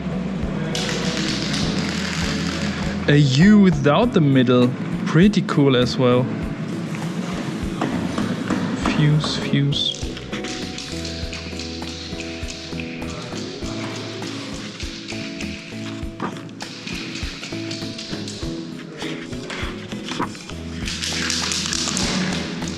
Quick one.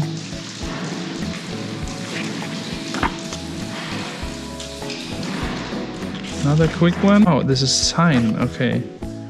Sign.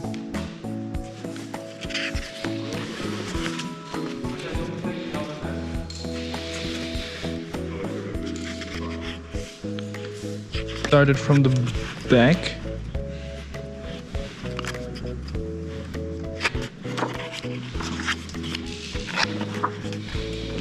Fuse.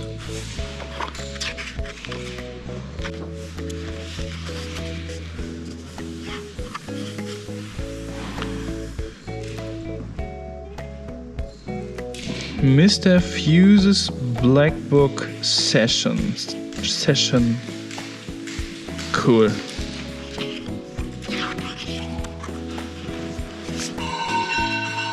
Big Fuse by Austin.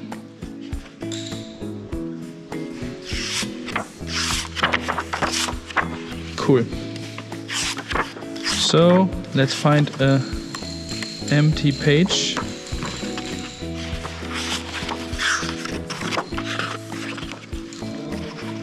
Let's take this one for no reason.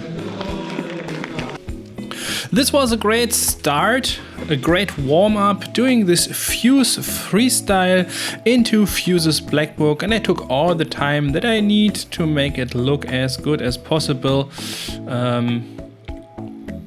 Yeah, it took, I think at the end it took like 30 minutes or something for it, and we had such a great conversation. Fuse and me were talking about being a commissioned artist and so on and so on, but I don't want to annoy you with a lot of long talking, so this is just the time lapse, and yeah, this is it. That's okay.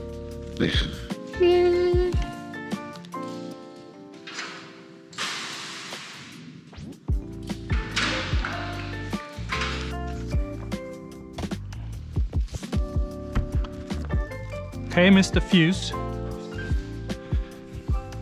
I got your Blackbook back. Over there, with a little present. Thanks a lot. Wicked. Thanks a million.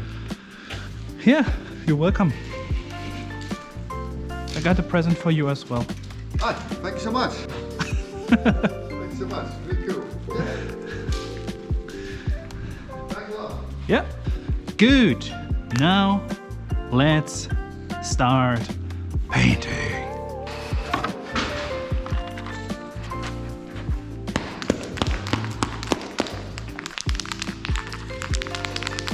Always when I take a spray can, and it is a little bit older, it was standing for a long time in my storage, and when I shake it and I can't hear one of the balls jumping around in the can, then I always slap it sideways underneath my shoe to free the balls, and then most times the balls start clickering around in it, and then I can shake it and really mix the spray paint. Because if you don't do this and the the ball is in front of the hose that the hose sucks the paint from the bottom of the spray can, and when one of the balls is right in front of the hose, then the hose sucks the ball and the whole spray paint is clogged. And this happens when the spray paint is old and the ball is laying in a bed of pigments, because all the pigments fall down during the time that the spray paint is standing in your storage. And so always when you can't hear one of the balls, at least one, then you have to slap your spray can sideways underneath your shoe, because this is you're probably always wearing shoes and you don't want to smash it against your hand or something, because this hurts. And underneath the shoe there is always a lot of protection through the sole, and then and the balls are free.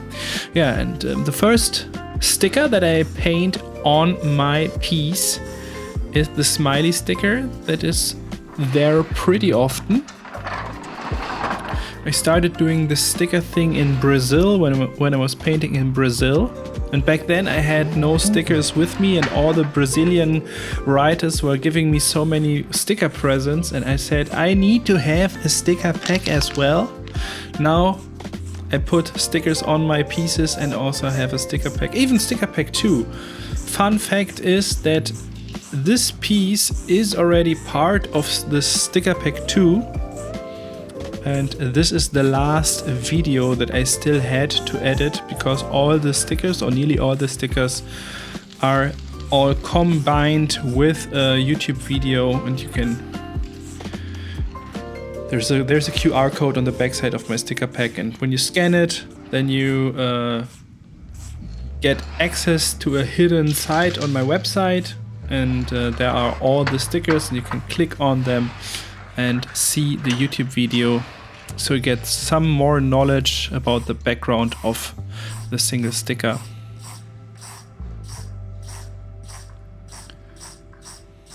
Yeah, SK, this is my oldest crew, the skill art crew, together with my homie Kier. Oh, and there suddenly my tiny pink stencil cap was dripping, because the plug of it, there is this rubber plug that you can put at the bottom to clean it, and it was falling out. This happens from time to time, especially when you store the tiny pink stencil cap in a box overnight, and there's still all these chemicals from the spray can in it. Then the plug always falls out. The plug always falls out. So I recommend 2 things about the tiny pink stencil cap. The first thing is take a drill, a 4mm drill, and drill the hole of it to 4mm, because it is way too small when you get a fresh tiny pink stencil cap. And the second thing is always put some tape around it at the bottom so that the plug does not fall out. Yeah. The tiny pink stencil cap is not perfect, but with these 2 tiny adjustments, it is a really great tool.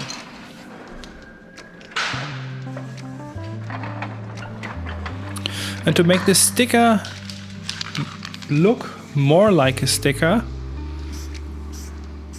I erase one corner of it, and then I make it look like if the sticker was not sticking perfectly to the graffiti piece and one edge of it was folded.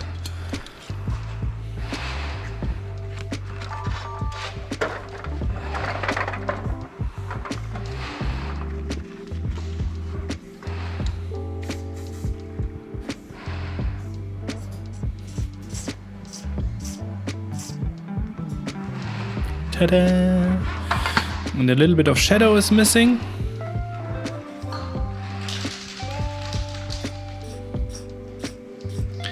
And there we go. Perfect.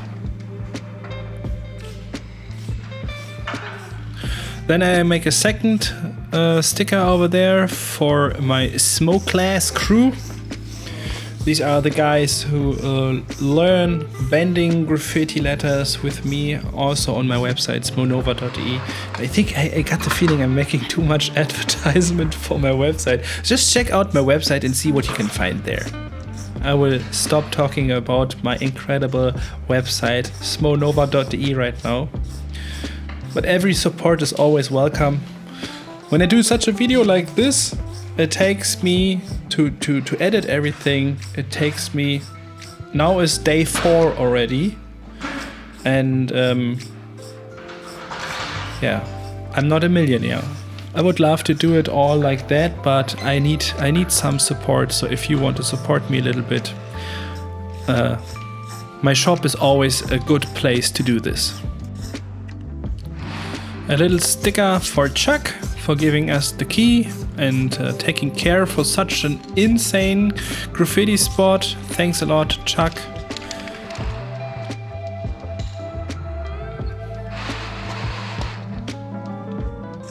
And of course, a little greeting to all my YouTube friends from the YIC crew. And now another dangerous part begins, because I want to paint a broken halo in this area over here, and it should really glow. It should glow so much that everything around here becomes orange. So I have to dust a lot of orange right over this place. And I'm afraid, but let's just do it.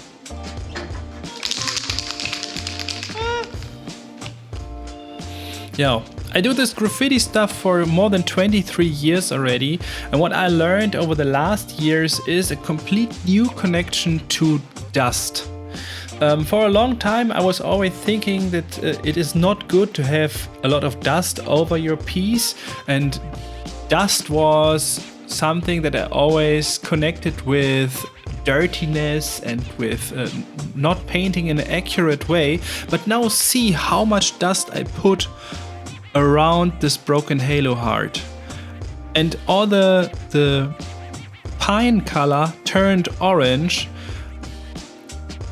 But in nature, if this was a real light source, everything around it would turn orange as well. And now look at the broken halo heart. The more dust I put all around it, so that it is nearly not identifiable anymore as a heart, the more it starts to shine, the more it starts to glow. And this is also something that I want to play around with in the near future as well, with dust and with colors that change because of a light source. And that this pine turned orange here, yeah, it is insane. I'm really happy with it. And we had a lot of visitors in the background, but I will not introduce you to them. This was family of EECH, but they were all talking and they all liked it as well. Okay, let's go back and have a look.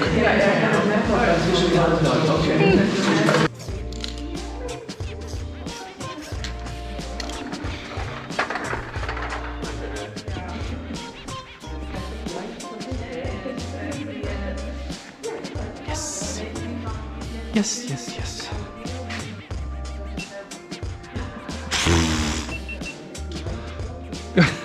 Come on over.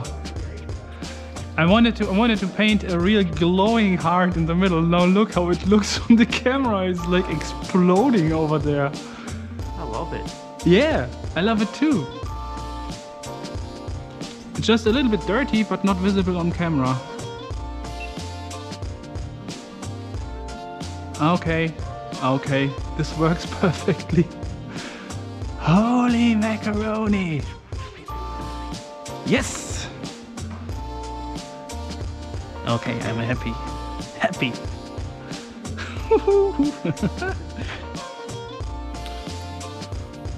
And as the lightest color that I've used so far in the whole piece was Paris, suddenly the white shines so much more. And now I take some time to add my blinky stars that love to fly around the piece. At the bottom, they love to be in the shadow, because when the blinky stars are in the shadow, of course, they're shining even more because it is dark around them. And the best thing about the blinky stars, is that they create new light sources that cause a lot of orange reflections in the blocks and also in the mercury. And this is... I just love it. I just love it. And now look at the mercury, how dark the mercury looks like right now. And I will go into the mercury with yellow, even with white. And then I don't know. I had a really great 2 days last year when I painted this. I was not aware of it. But now I can show all the beautiful edges that were not visible in the shadow anymore, because it is all just royal red over there. Ketchup, royal red and strawberry. And now I add signal orange probably.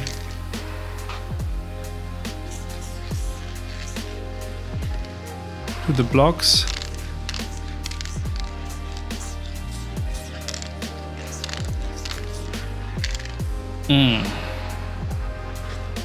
Of course, also the outline will have a little bit of an orange reflection of the blinky there. And all the outlines that are facing into the direction of one of the blinkies will get an orange reflection on it. The closer they are, the more, of course.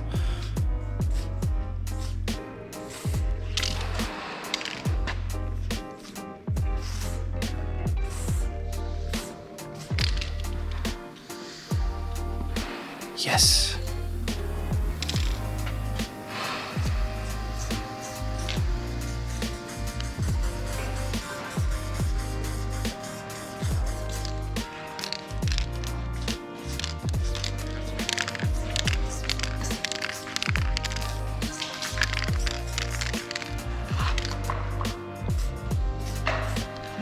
If you made it until here in this video, please write something in the comments.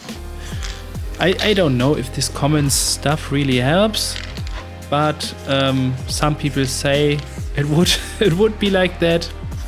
So please give me some feedback in the comments if you like videos like that, the long form videos, or if I should just stop talking, if the music is annoying, if I can do anything better, because I in person love the raw format videos recently the most.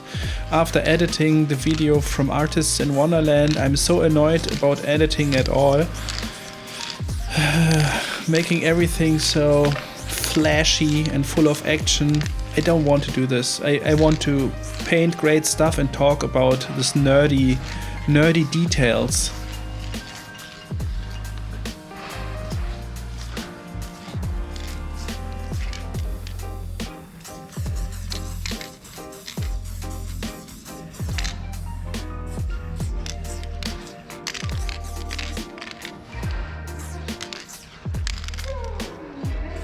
And of course, this is just the orange.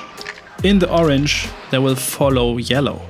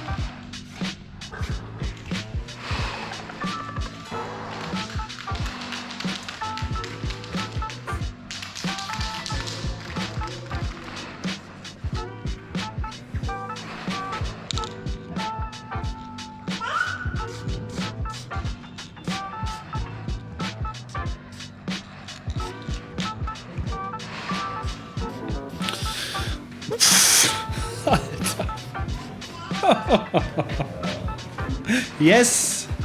Now suddenly the mercury is floating. And now you know, do you see this? How dark the mercury was before? And this is just the yellow. I will even add white to it.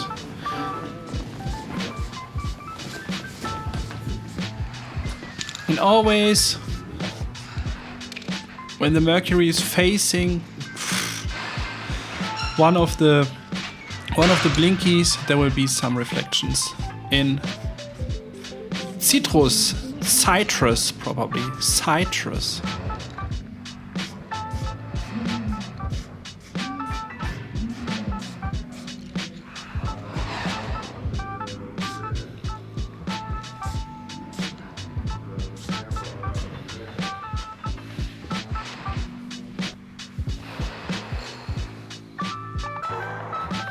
Okay, this is already pretty nice, but I had the idea that if the broken halo heart is creating the shadow, then of course the background needs to turn a little bit into orange as well.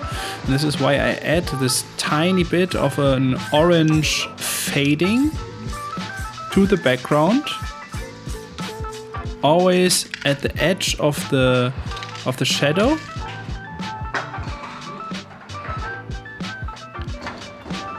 And then I thought, when you got very warm atmosphere, and now we suddenly have all these we have all these blinkies everywhere, and they are probably hot, and they of course create a warm light situation. Then usually the shadows turn into warm shadows as well. And so I thought then I need to take a dark red or a glowing red. So I took the royal red and painted into all the shadows. I was dusting a little bit into the shadows as well, so that I turn these shadows into warmer shadows than they are already. I mean, brown is a warm color, but with a little bit of more red dust in it, suddenly the shadows turn into warm shadows that fit better to the warm atmosphere. Oh, thank you. Atmosphere of the blinky stars that are flying everywhere.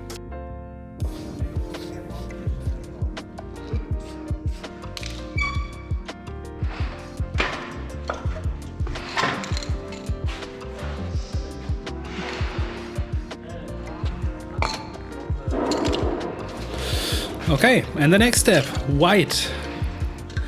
Adding white to the mercury.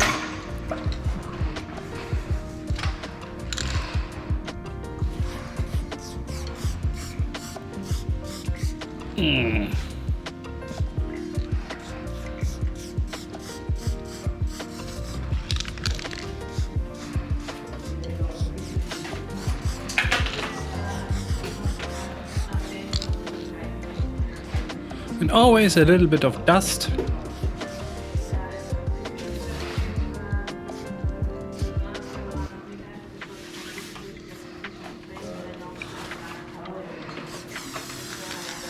And a little bit more of dust.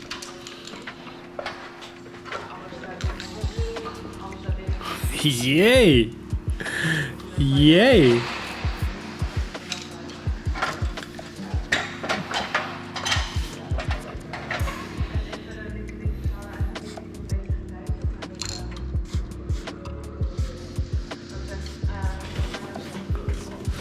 And with the white and the yellow and the fact that the Vampirella, I think it is Vampirella, the dark red that I used as the horizon line, that all of this has more contrast than the piece itself, suddenly the mercury even separates more from the piece than it did before.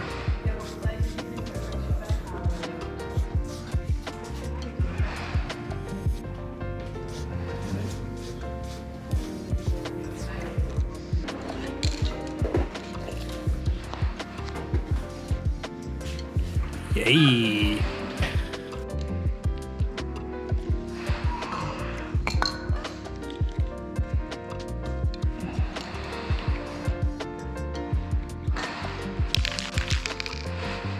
So I put some navy in there, right?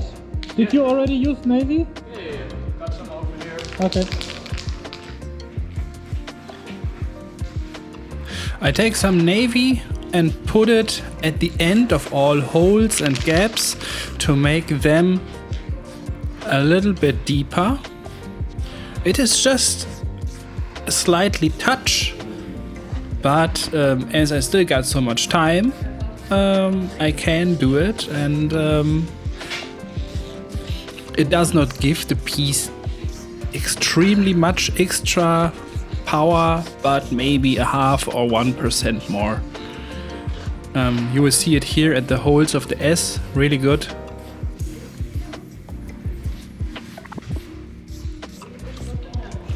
It gives a little bit of extra depth.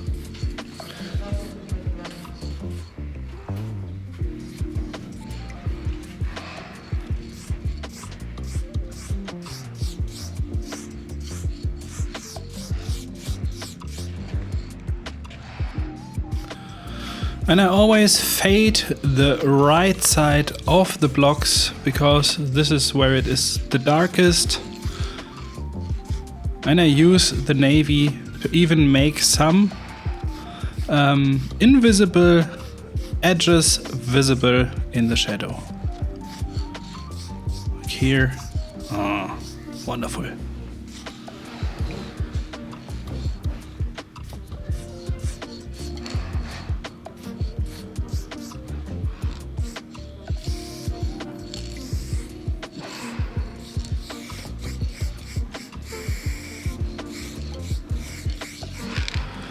And to make the fill-in a little bit more interesting, I add some designs in gray here and there. Just these chips. They are very classic design elements as well, but they can also help to make the shadow more obvious.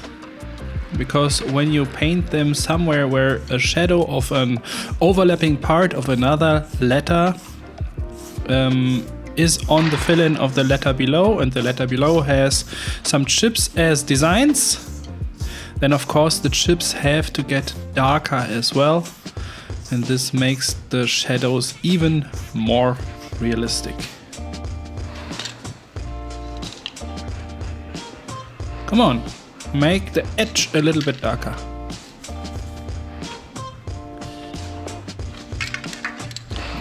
Sticker back.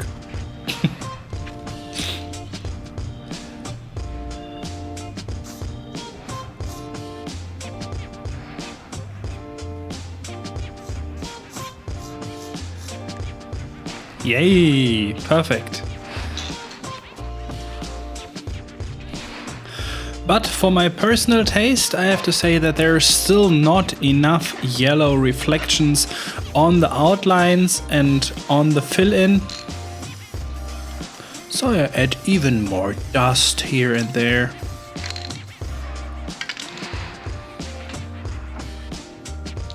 And of course yellow reflections on the outlines.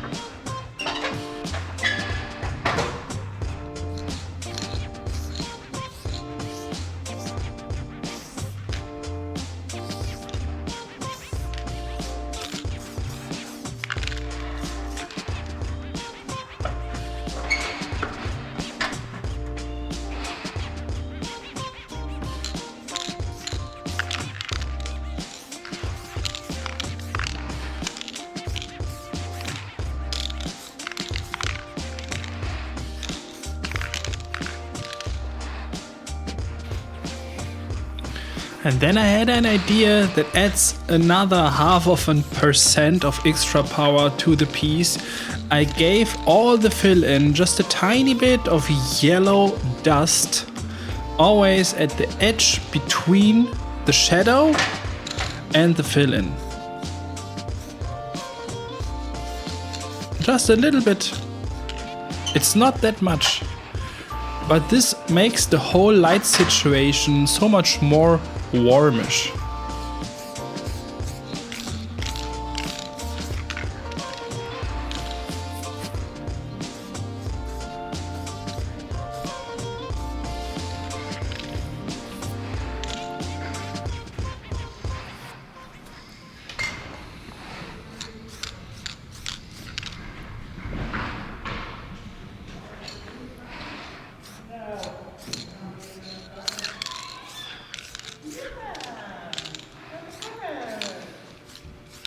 And then, sadly, I forgot to turn on the camera at the right moment, but Chuck finished his piece so quickly, and we had a look what he has done. This is when Chuck says quick shit. Crazy. Nice one. How long did it take now? 2.5 hours. 2.5 hours. Crazy. Crazy fast.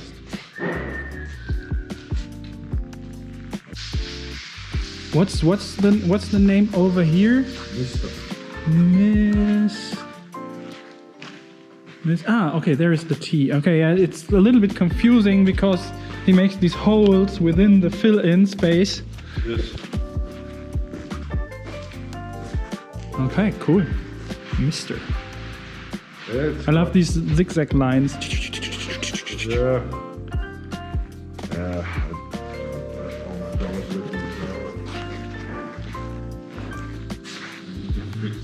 Cool. Really nice to meet you again. Yes, for sure. Thanks for the sticker pack. You're welcome. Do you want one more? So you can keep one or give one as a present to somebody else. I'm really bad in counting. Cool, man. Really cool. Okay, good. Nick, should we do some mercury? Okay. You guys have lots of fun. Bye bye. So I took the iPad with a photo of Nick's piece and took some minutes just to sketch the perfect position for the mercury, because it was already pretty hard to paint the mercury into my letters, but doing this within a piece of someone else, I think these maybe 5 minutes that I took extra just to have the probability to talk about the position of the mercury with EECH were definitely worth it. I think I'm done. Just for the positions of the mercury. As you still have this super big hole between H and C. I would love to put one in there, but that will lead to more shadows over here. Okay. So that you will need to paint a shadow like maybe here. Yeah, no problem. Like that. So you still got nice oh, this looks extremely nice. So that you still got nice shadows there, and you even got more shadows within the fill-in finally. So yeah, like cool.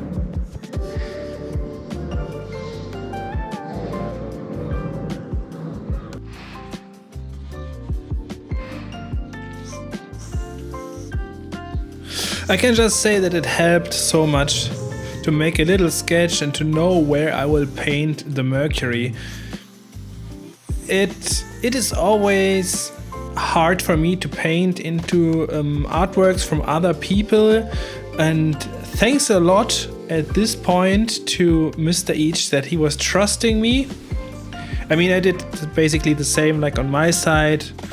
Gravel, mercury with Paris, reflection, with vampirella, horizon line, mustard all around, and then with reflections in, what was it? In citrus. Yeah, and then I think half of an hour later we were done.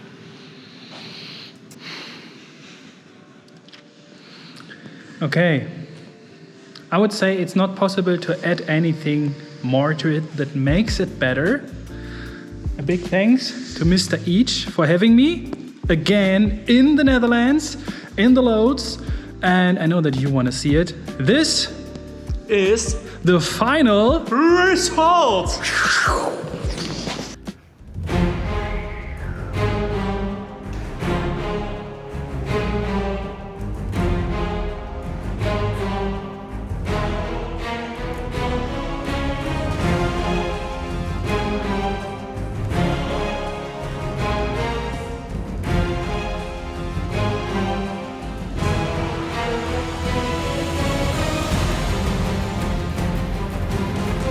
Yo! And of course I want to say a big thanks to my patrons. Thanks so much for supporting me with $5 each month so that I'm able to do videos like this. I will be more active in the future. I was, after Artists in Wonderland, a little bit tired, but I'm back.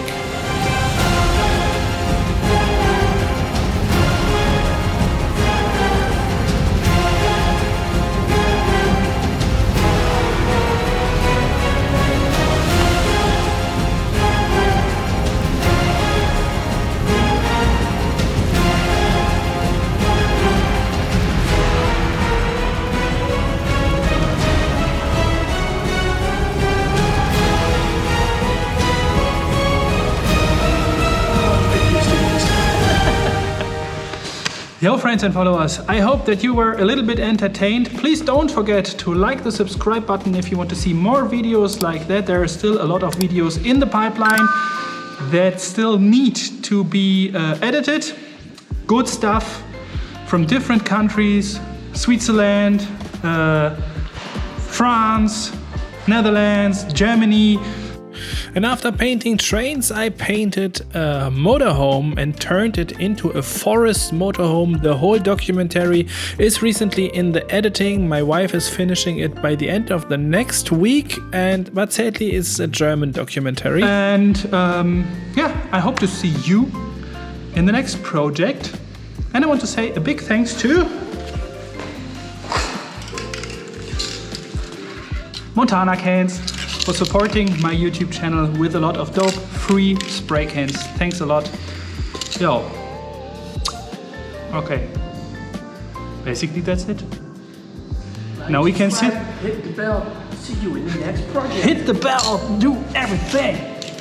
Do it. Buy my stickers. Buy my prints. Oh yeah, buy my stickers and buy my prints. Buy everything. Support your local artist.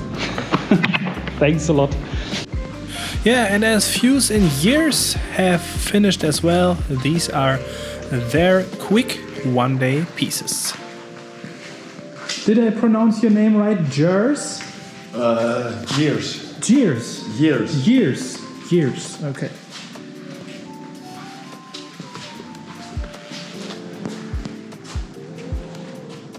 J-E-A, a very tiny R at the top, and a super zigzag Z. That's right. Nice. Not bad. Just for having fun.